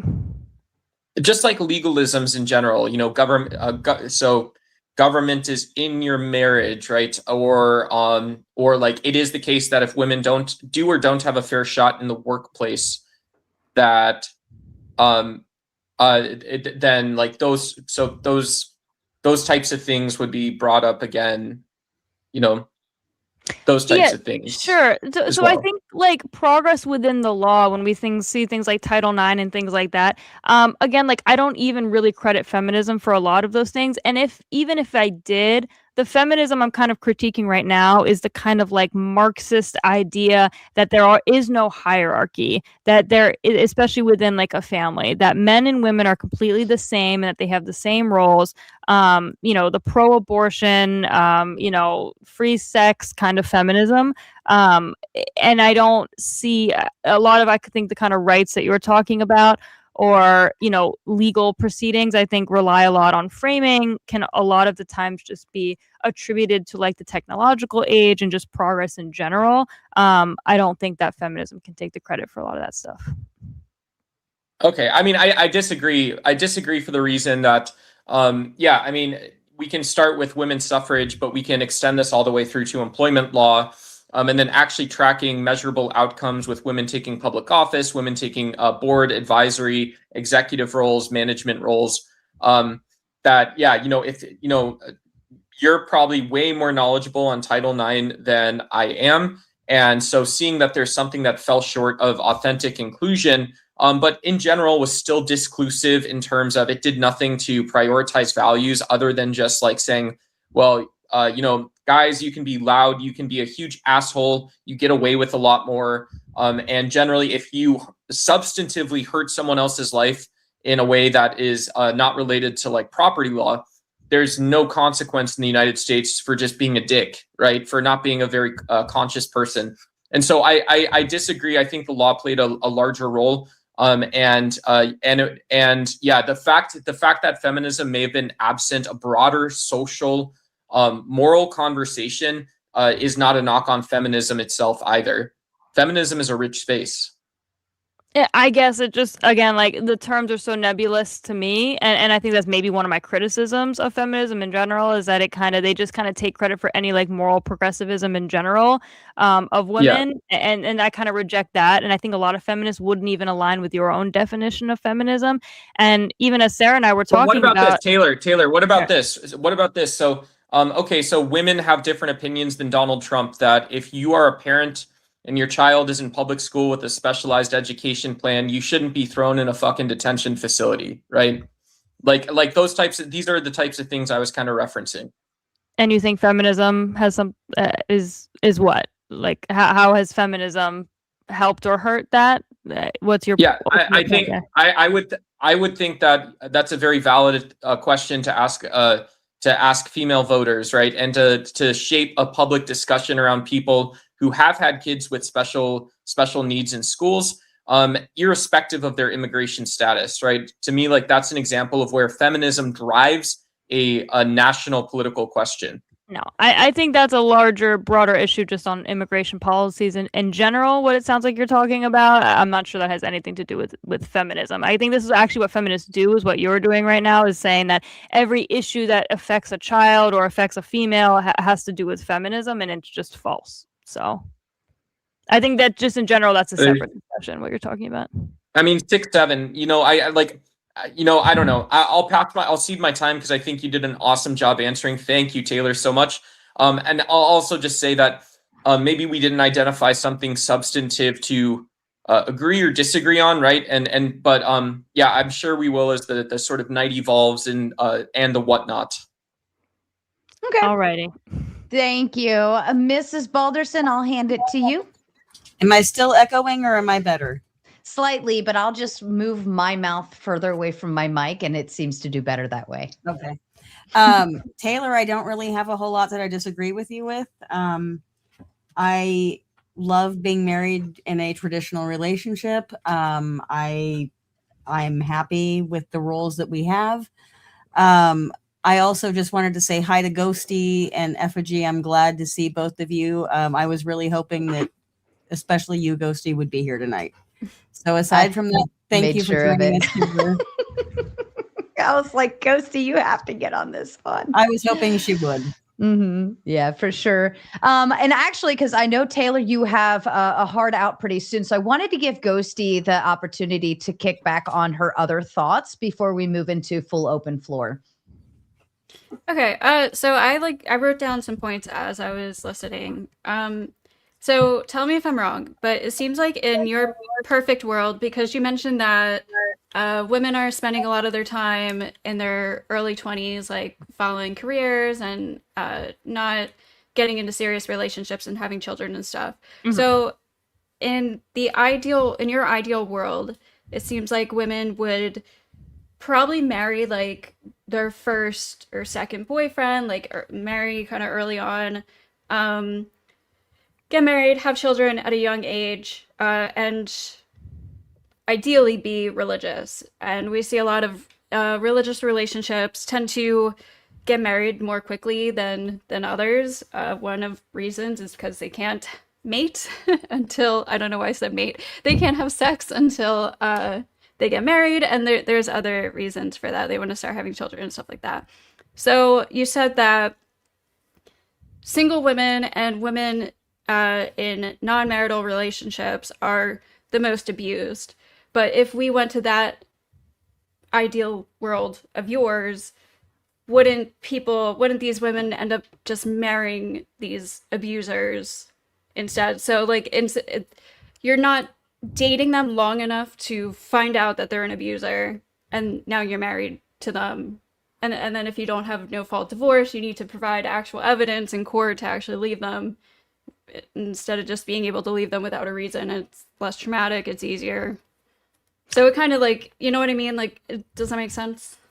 Yeah. I guess I think what we're gonna see is if we enter in my ideal world where both parties are religious, both parties kind of have the end goal of having children and being married. Like, I would say in general, it's like, you know, if you get in your car, right? Like there's a certain percentage of people that get into car accidents, right? But if you take safety precautions, like wearing your seatbelt, or you don't drink and drive, or you don't drive at certain times, you're less likely to get in a car crash. So I see marrying a good man the same way, where it's like, yeah, if you're like dating around and you're just like dating men, like I think we all kind of have this intuition of maybe why women that date around are victims of domestic violence more, because it's a certain pool of men that you're kind of fishing from, right? And so if you take the precautions of like, okay, this man shares my values, he is religious, he also wants a family, I think in the statistics show that your chances of being abused go down. Obviously, I want no one to be abused. I want no one to be, you know, I genuinely think that women are safest when they are in a, you know, a married situation. That's what the statistics show us. And I think it makes sense. And I think, yes, that women, just if I'm painting my ideal world, you know, I'm not saying they graduate high school and get married. I'm all for women like, go to college if you want, go to college and get an education. But marriage and children should be, I think, your highest priority, and then everything else should come secondary. You know, you don't have to marry your first boyfriend. People can date. I'm just against sex outside of marriage. You know, I don't think that we should be sleeping around. I don't think that's good for anybody. But yeah, like make sure you have a good man. Like I think we can trust women to have like the discernment and the judgment to find good men. And I think there's a lot of good men out there. Well, can I piggyback off of that too, actually, if you don't mind, Ghosty? Yeah, of course. And Taylor and I kind of tapped in on this about having your family on the same block, right? The Italians, the Greeks, like they do this, right? And in that instance, a woman would have the men of her family surrounding her, and other men who are pursuing her to date know that if they mess with her and hurt her feelings, there's like 10 really big dudes that are ready to come pound his face in if they do her wrong. Right. And that's a piece that I think where we went wrong. If I leave and I'm away from my family where there are men there who can protect me from other men, then I have no access point for a safety or like protection at all costs. Right. Not only that, I think we're also like, if we go and get in bed with a man and he hasn't even met our dad first, right? Well, how do we even know that dad approves? Now, not to say, oh, you always have to get your dad's permission, but I like that. I like the idea of introducing a man to either my father or my brothers or the men that I trust in my life, because I want them to like, I'm a girl, I'm twinkly eyed and googly faced and looking at him like, it's such a hunk, you know. I want them to shake his hand and tell me if he's a man. I want them to look him in the eyes and tell me what they know, right? Because they are a man, they know men. Right. And that's the piece where we went away from. Ghosty, we're not having men ask our fathers if they can date us anymore. Instead, we're dating them and trying them out and then saying, oh, well, now that we've been dating and boning for the last 6 months, I kind of like you. And now I'm going to bring you home to my family and let you meet them, because I wouldn't have wanted to introduce you before that. Right. That's where the switch is. And that's why we're dating crappy men or experiencing crappy things when we're dating or so on and so forth, because we don't have that threat behind it anymore. Sure. I mean, that's if like the men in her life find out, because a lot of abuse victims don't want to tell their families in general. But like, my point is that the statistics are going to show that women dating are going to have higher levels of abuse because they're not marrying their abusers before they actually get to know them. And like, this is just a personal experience, but my first boyfriend was very Christian. My mom approved of him. My dad wasn't in my life, but my mom approved of him, and he pushed me down the stairs, literally, and he hit me a few times, and I left shortly after that. But like, I thought he was a Christian guy. We dated for a year before he did that. So if people are, and I was like 18, so but say I was a little older and I ended up marrying him within that first year, and that ends up happening, then I think the rates are going to start not just being women in women just dating. I think my whole point is that that's why the rates probably show that women dating and not married have higher likelihood of abuse. And I think changing that, going back to that other world, would change those statistics. That was my point about that. Do you want to comment, or should I move on to my next point? Oops. Someone's echoing. Sorry, it's sorry, it's stuck. Duck came in. No worries. Yeah, and I'm so sorry that happened to you. That's awful. And I think that we need to have really high standards for men and for women. And so again, like, I think we can take these kind of anecdotes and apply them to like the worst case scenario and say, well, what if I marry someone that's like, I don't know, a serial killer? And I don't know. Again, like, I think we need to talk about the whole and not the exceptions about what is best for like society, what is ultimately best for women.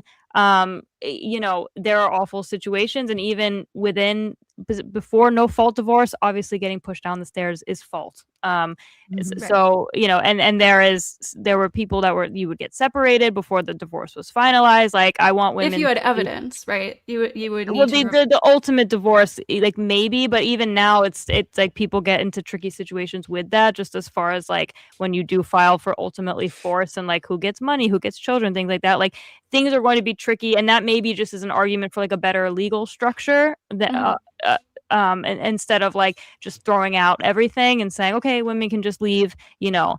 And so again, like, I'm all for keeping women safe. That is great. I just think the statistics show that they are not safe when they're just like sleeping around. And, you know, like Sarah was saying, when they're just like on their own in a big city and just like meeting strange men. And, you know, I don't know how many women are like getting abused with like one night stand partners though.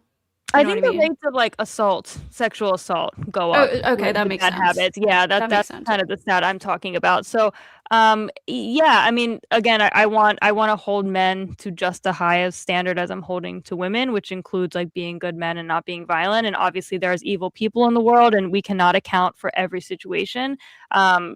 That's going to happen for women or for children. But I think ultimately just what we see is women are happier and they're safer when they have their husbands in the home. And I also, for children a lot, that's really my main thing is that children are much safer with their biological parents. Okay. All right, I'll move on to my next point.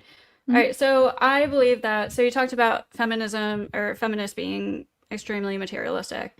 I believe that feminism allows you to marry for love rather than materialism. I think that when women have to date for, I mean, I guess you're fine with women working and stuff, so this might be irrelevant, but like in the ideal traditional world where women are staying at home and stuff, they're going to need a man who makes enough money to support her and her children, and therefore she's not going, like, if there's somebody who makes a little bit less money or something, she's not going to be able to be with him. So I think in a feminist world where women are able to support themselves, that gives them the ability to marry and love anybody pretty much. Yeah, I spoke a little with Sarah about this, about how there are multiple factors, but I think one of them is women flooding the workforce, where we have lower wages now. But I talk to many women who are mothers, including myself, that wish they could stay home and be stay-at-home mothers, but they can't because they can't afford it. And I think that shows us that now women have less choice. I think feminism promised women all the choices, and you're talking about having all these choices, but I think a lot of women that are mothers that want to stay home with their very young children feel forced to go back to work after like a crazy 6-week maternity leave or something, and they have to go back to work. So I think that's very bad. And I'm all for restructuring that. Again, I'm not going to completely blame feminism for that, but I do think it has something to do with it. But I think what you're talking about is like back in the day, like you could survive off of a one, income household. So you didn't necessarily have to like marry for money or whatever. And when I talk about materialism, it's also just kind of about what makes me happy. What is my like biggest, fulfillment? Like it is ultimately about money. And I don't see the feminist talking point saying, well, I'm going to make so much money so then I can have a kid and have a family. I see it as, well, I'm going to make a bunch of money so I can travel and I can have a bigger apartment in a better city. So maybe that's more the materialism I'm talking about, not just purely money, because I don't think money in and of itself is like immoral. I think that when it's our kind of highest good, that's when it becomes immoral. Okay. First of all, feminists, do you fight for materialism? And conservatives constantly are, what did I say? Maternity. Okay. Maternity leave is what I meant to say. I was like, I got that wrong. Feminists constantly fight for maternity leave, and conservatives always want to shut us down on that. I see a lot of conservatives, actually, especially a lot of pro-life women, actually fighting pretty hard for better maternity leave and things like that. So okay, that would be nice. I think that would promote families a lot more. I'm also like for a little bit of paternity leave too, if we can get that far eventually. Sure. But as long as we're in a 2-income household, if like that's the structure we're in, like best case scenario, women can stay at home. If that's not possible, then sure. Like I want to see like years of maternity leave, like if that's possible for women. Yeah, and lots of countries have that. Like lots of countries have like a year or two maternity leave. That's normal for a lot of countries. But oh my god, I just lost my thought. My brain is like everywhere tonight. Hold on. What were we just talking about? Maternity leave. Well, maybe it'll. Yeah, materialism. Oh, the materialism. I literally just had it. Hold on. I don't know. I forget now, to be honest. That's all right. I do know, Taylor, you have a hard out at 11. I'm assuming you're East Coast time I'll as well, right? I'll give it like 10 more minutes if anyone else like wanted to jump in. Somebody else jump in. Can I ask one more question? I have a little more formulated. Hold on, Doc. Hold on, Doc. Hold on. Thanks, Husky. Spin actually wanted to ask his question because he had passed on his turn earlier. So Spin, go ahead with your question. Okay, so Ghosty, you were talking about abuse and being pushed down the stairs. Yes. Hold on. Are you asking Taylor the question or Ghosty the question? It's both. Okay. It's both. Would you both, Taylor and Ghosty, say an argument could be abuse? Sorry, like a verbal argument, like between A verbal argument without any type of physical element. Probably not. No. Yes, I believe in verbal abuse. Too subjective for me. Yeah, I don't know. Yeah, I think he's trying to prove a point of like the kind of cry. You know, it's abuse, especially like emotional abuse, verbal abuse, can be very subjective, and cause kind of problems. It can be, but it can cause like problems to the point where it's not good for children, it's not good for the relationship, and if we're forcing people to stay together, this is why I believe in no-fault divorce, because some of these problems are going to be very hard to prove. So why would we force people to stay together if somebody is literally verbally abusing somebody to the point every single day in their ear, constantly tearing them down? Like, it's all negative, nothing supportive at all. Like, it's verbally violent. Like, that's the best way I can describe it. No one should live like that. So basically what you're alluding to is, if I called you dumb, right? No, that's not. That's abuse. No, that's not alone verbal abuse. No. It's a repetitive Context. It's a repetitive thing that happens. But yeah, from but where I got you is, you said that a verbal abuse. So you would know that if you're dumb or not, right? That's hurtful, which is abuse. Not necessarily. You can insult somebody and then you can apologize. Ben, you prove every day that people don't know that they're dumb. Okay. I yield, Sarah. Yeah, I think also like maybe a point that he's trying to make, and go see what you're saying too, is like I always go back, like, okay, like what should marriage be like? Because I'm a Catholic, so I come from a religious perspective where marriage is a very serious covenant, and so when you're entering into it, you are in it for, you know, richer or poorer, through good times and bad times. So yeah, like if one partner is like berating you and being really nasty, like I think the kind of norm now is to just jump ship and be like, oh, I'm not happy, you're making me feel bad about myself. And while those things can be very painful, and I've been in some like bad relationships, I think when you enter in willingly into the covenant of marriage, you are agreeing to work it out. And especially when there's children involved, I don't think divorce should be the first option. And I think the proliferation of divorce in this culture has kind of normalized just jumping ship as soon as things get difficult. And so, yeah, if someone's being, you know, nasty to you or whatever, you should work through it and be there for them. And that should be the first instinct. Even through like adultery, I think you should probably try to work through that before divorce. So it's more of a cultural shift, I think, for me, than just a strict like legality situation. And Taylor, I share your Catholic values. I am Catholic myself.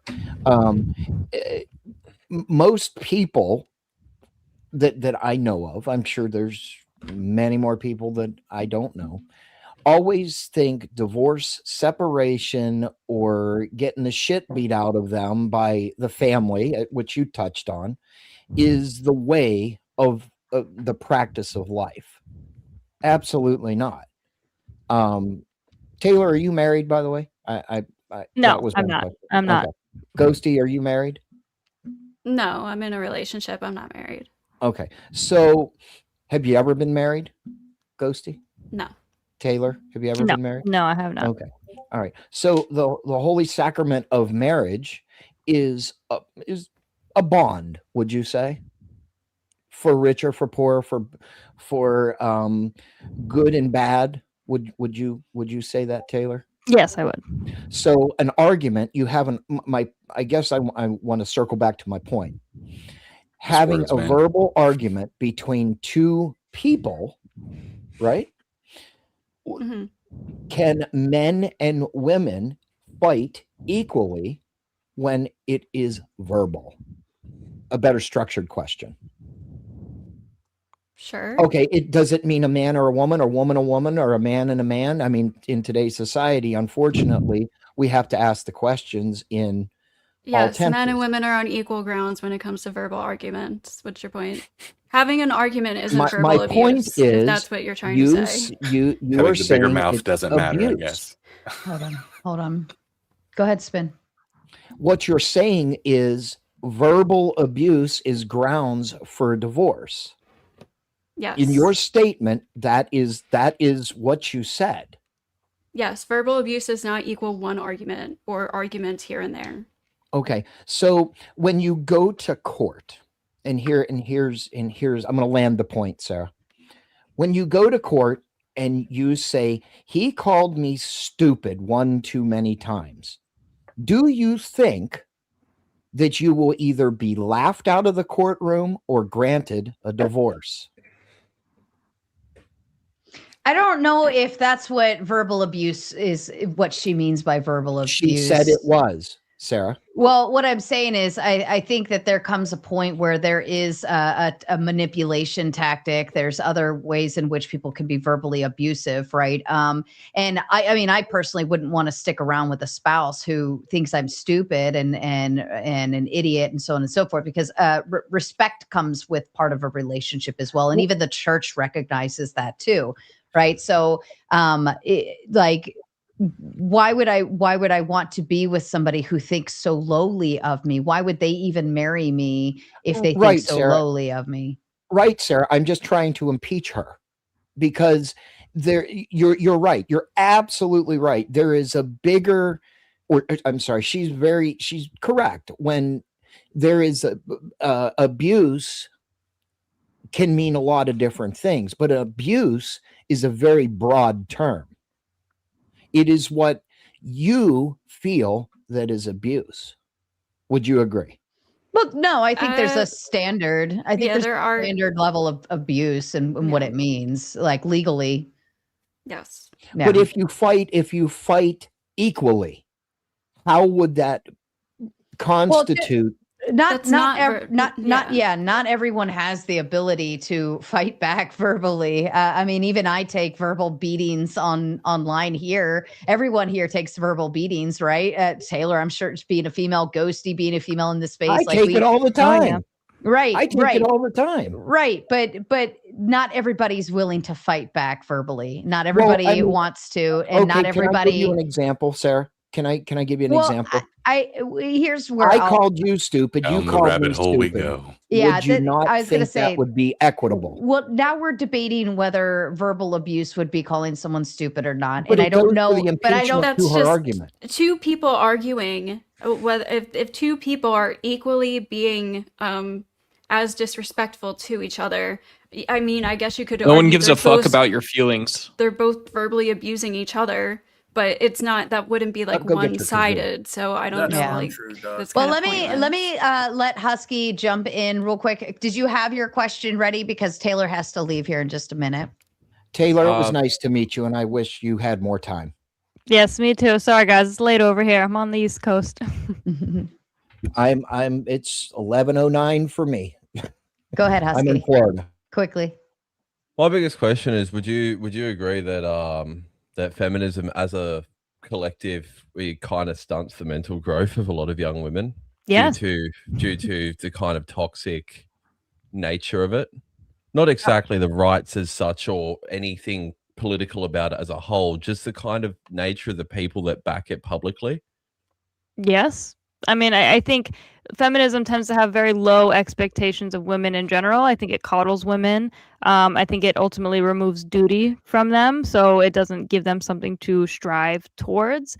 And so, yes, I think women are stunted and they're babied and they're just kind of validated on everything. And yeah, it's really dumb. It's kind of right now, especially in its current form, just made up of a bunch of slogans that they repeat, and there's not much thought or intellect behind it, and it's quite awful. In my industry, there's not much thought or intellect in the men I work with anyway, but sure. No, I see your point. Fair enough. That's pretty much. Can I ask it. one question before you bounce, Taylor? Can I ask one quick question before you bounce? That's totally up to you, Taylor. Sure. Go ahead. Okay, cool. So I was just wondering for some context or something like this, if it's the case that discussing things like feminism in the context of civil rights and liberties, even in democracies or something, right? So how did women get rights in democracies or something? But in that same context or something, right, just shouldn't we also have a little more middle ground than psychologicalizing or sort of searching for material context for just everything regarding feminism? I think we'd have solid foundations somewhere. Can you give me an example of the kind of psychologizing, like what you're saying? Yeah, I mean, this came up on Sarah's panel, but yeah, it took 6 months. It took 6 months after the passing of women's suffrage for states to ratify it. And you still only had 36 states ratify it. And so I feel that even if you are not a feminist or anti-feminist, this was before modern feminism, seeing that 14 states, so 35% of the union, didn't believe women should have the right to vote. Like, to me, that is all the context I need, that if a woman can't show up one day a year to the ballot box, that feminism is talking about something very real, and it's something that's pervasive in societies. Sure, I didn't really get into voting. Yeah, I didn't really get into voting in my opening, which I usually do, and I won't get into it too much since I am leaving and I don't want to like open up a whole new can of worms. But I think the conversation around voting can be framed a little oddly as well by the feminists, because back when suffrage was happening, universal suffrage just wasn't a thing. Men only got the right to vote. All men only got the right to vote a few years before women. And a lot of women actually didn't want the vote, a majority of women. And this wasn't because they were like, oh, we don't want rights. It was because, they felt like they had all the rights that they needed, that they were well represented in politics. A lot of times they would lobby for, the causes that they cared about, because they were so in touch with the community and the family and the children, and they knew what they needed locally. So they really enjoyed their role in that sense. And they felt that they were much better suited to raise the men and the boys that would become voters. And they trusted their husbands. They didn't want to vote against their husbands. They wanted to vote with their husbands. So, again, we talked about I'm not interested in repealing the 19th. I don't think that's super advantageous. But again, Taylor, I have a daughter. I just want to share. I have a daughter. So do I. And so, okay. And so you understand, if you have a daughter, there's a huge difference between the experience when she's a toddler or 3 or 4 versus when they're in grade school or middle school, right? And so the banana for scale for me is that we are talking about human beings in the world, and we're talking also about people taking time to learn things, and also we're talking about just bigotry and hatred that is just pervasive in our society. There's I see hatred from both sides. So I see hatred from men to women. I see hatred from women to men. I just see hate. So you reject violence. So you reject violence in all of its forms. No. What reject how? What do I? So you're a violent person. So you're a violent person. What she's saying, Doc, and this is where I gave her the compliment earlier on, is she's very well balanced and rational in how she's making her argument. She's not saying all women bad. She's recognizing there are bad men. She's recognizing that society as a whole has faults. She's never once said like this is all women's fault. Women suck, right? Like you're mixing her up with our typical ortho bro talking points that are all like women bad, women suck, women get in kitchen, right? And she hasn't said that at all. Sorry. That's my bad. So I have autism, allow... so I miss some of the context sometimes. That's even okay, if I can understand and stick along with the conversation. I just think there's a lot of these learning points that happen across time. But these also, like, this isn't about just constructed social behavior. It's not about social norms. It's not about the mores, the limitations we set on ourselves for these reasons. And it's also not about negotiating values versus negotiating outcomes. Those are all different. Doc, let's hold our tongue for just a minute. Taylor, I know you've had a long day at work and you are so obliging us with your presence. So I do want to let you get home, get to bed, go get some rest. So if you want to say any final thoughts to anyone and get out of here, the floor is yours, my darling. I just want to thank you guys so much for having me. Thanks, Sarah. Hope to be back and debate some more. Hopefully I'll have more time. And anyone on this panel currently that feels like they didn't get to chat properly, please just feel free to like DM DM me. I'm always happy to have a back and forth. And just follow my socials at TaylorIsOnline 0. And I hope to be back soon. Thanks so much, guys. Thank you, Taylor. We appreciate your time tonight. All right. Bye, guys. Bye-bye. All righty. Okay. We are going to be able to continue the conversation because we have a little bit of everyone over here. I am still lagging. I'm going to turn my camera off for a second just so I could let everything else speed up. I'm going to kick off the gauntlet. I will take on Taylor's talking points. I think I know where she's coming from and what she wants to stand for. So if anybody wants to try to be a little combative in that, we can, I think I could still carry her points. And my apologies for the donos that came in because I wanted to get, I knew she had a hard time out. So I wanted to make sure everybody got their talking points. Iotin actually sends in over on the Buy Me a Coffee app, a big 25 bones and says, let's go. And again, and I'm going to cam up for this one. I want to send another big shout out to Iotin. She just got engaged today. Ladies, we lost another one to the patriarchy. They came, they snatched her up. They said, you'll be good woman. You take home, take to my cave, make babies. But we are so excited for her. She's got I think she said it'll be like another year and a half before the wedding and so on and so forth, which I think is beautiful. We're so excited to see that. If you want to see her lovely ring, it is over in the Discord chat. It's beautiful. I'm so excited. We're losing our baby Iotin. Our baby Iotin's growing all up. So I'm so excited for you, Iotin.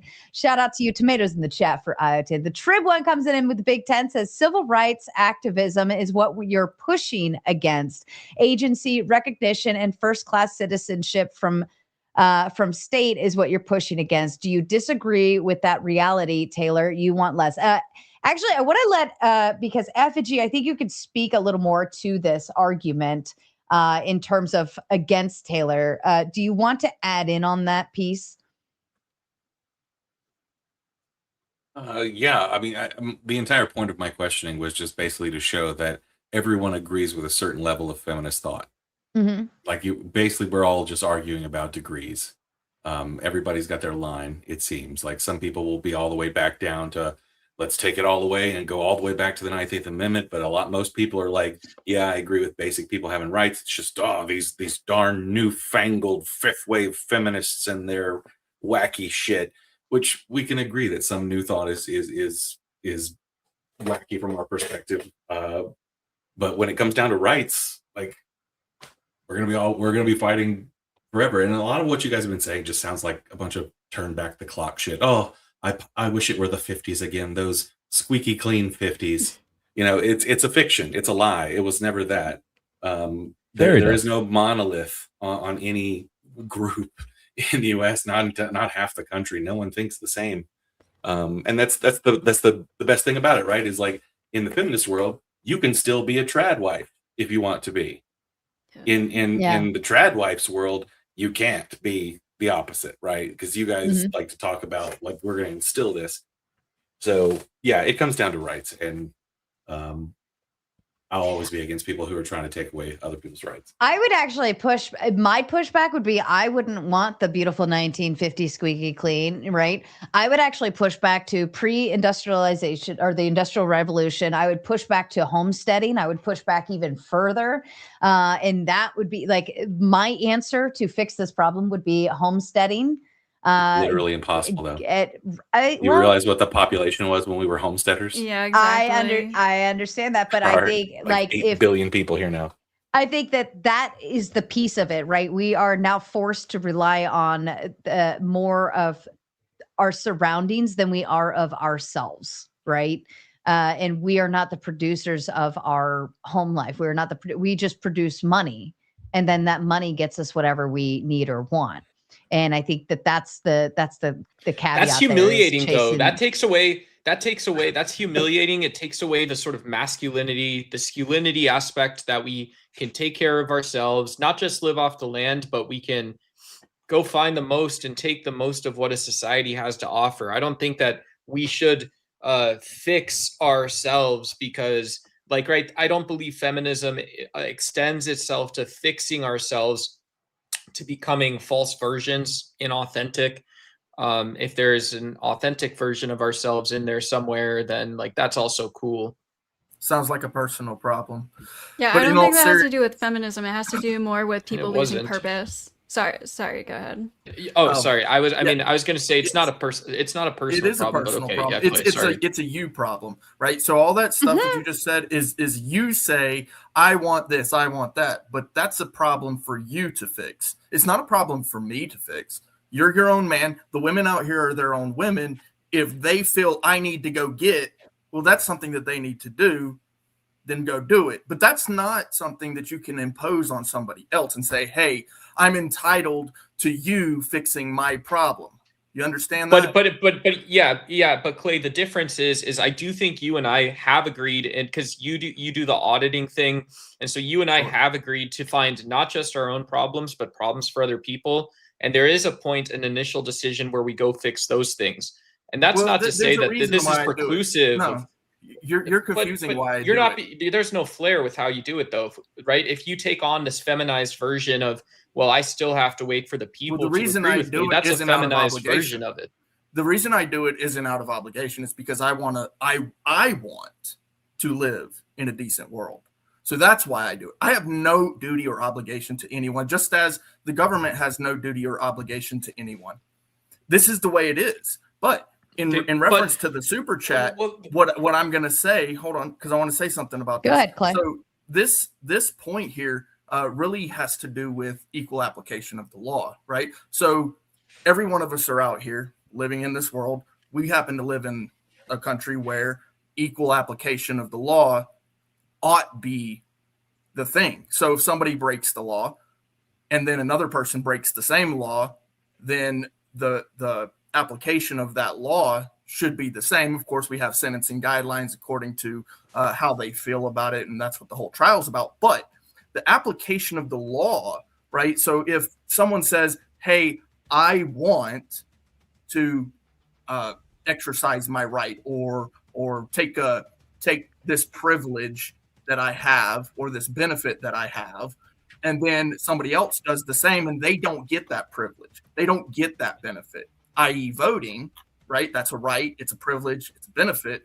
Then the recognition here is that there's somebody standing in the way, whether it be a government or actor or someone just a regular citizen, regular Joe Schmo, somebody standing in the way of the free exercise thereof, which means that there should be a punishment of that one who's standing in the way. So this first-class citizenship belongs to each one of us, regardless of our citizenship status. And let me interrupt here on this for just a moment. We're going to continue through the super chats, but I have officially launched off the gauntlet. So please start making your way over. I've dropped the link into the live chat, but also I'm going to shut down the Raging Tomato and raid over from there. So feel free to start moving now or catch the wave raid over.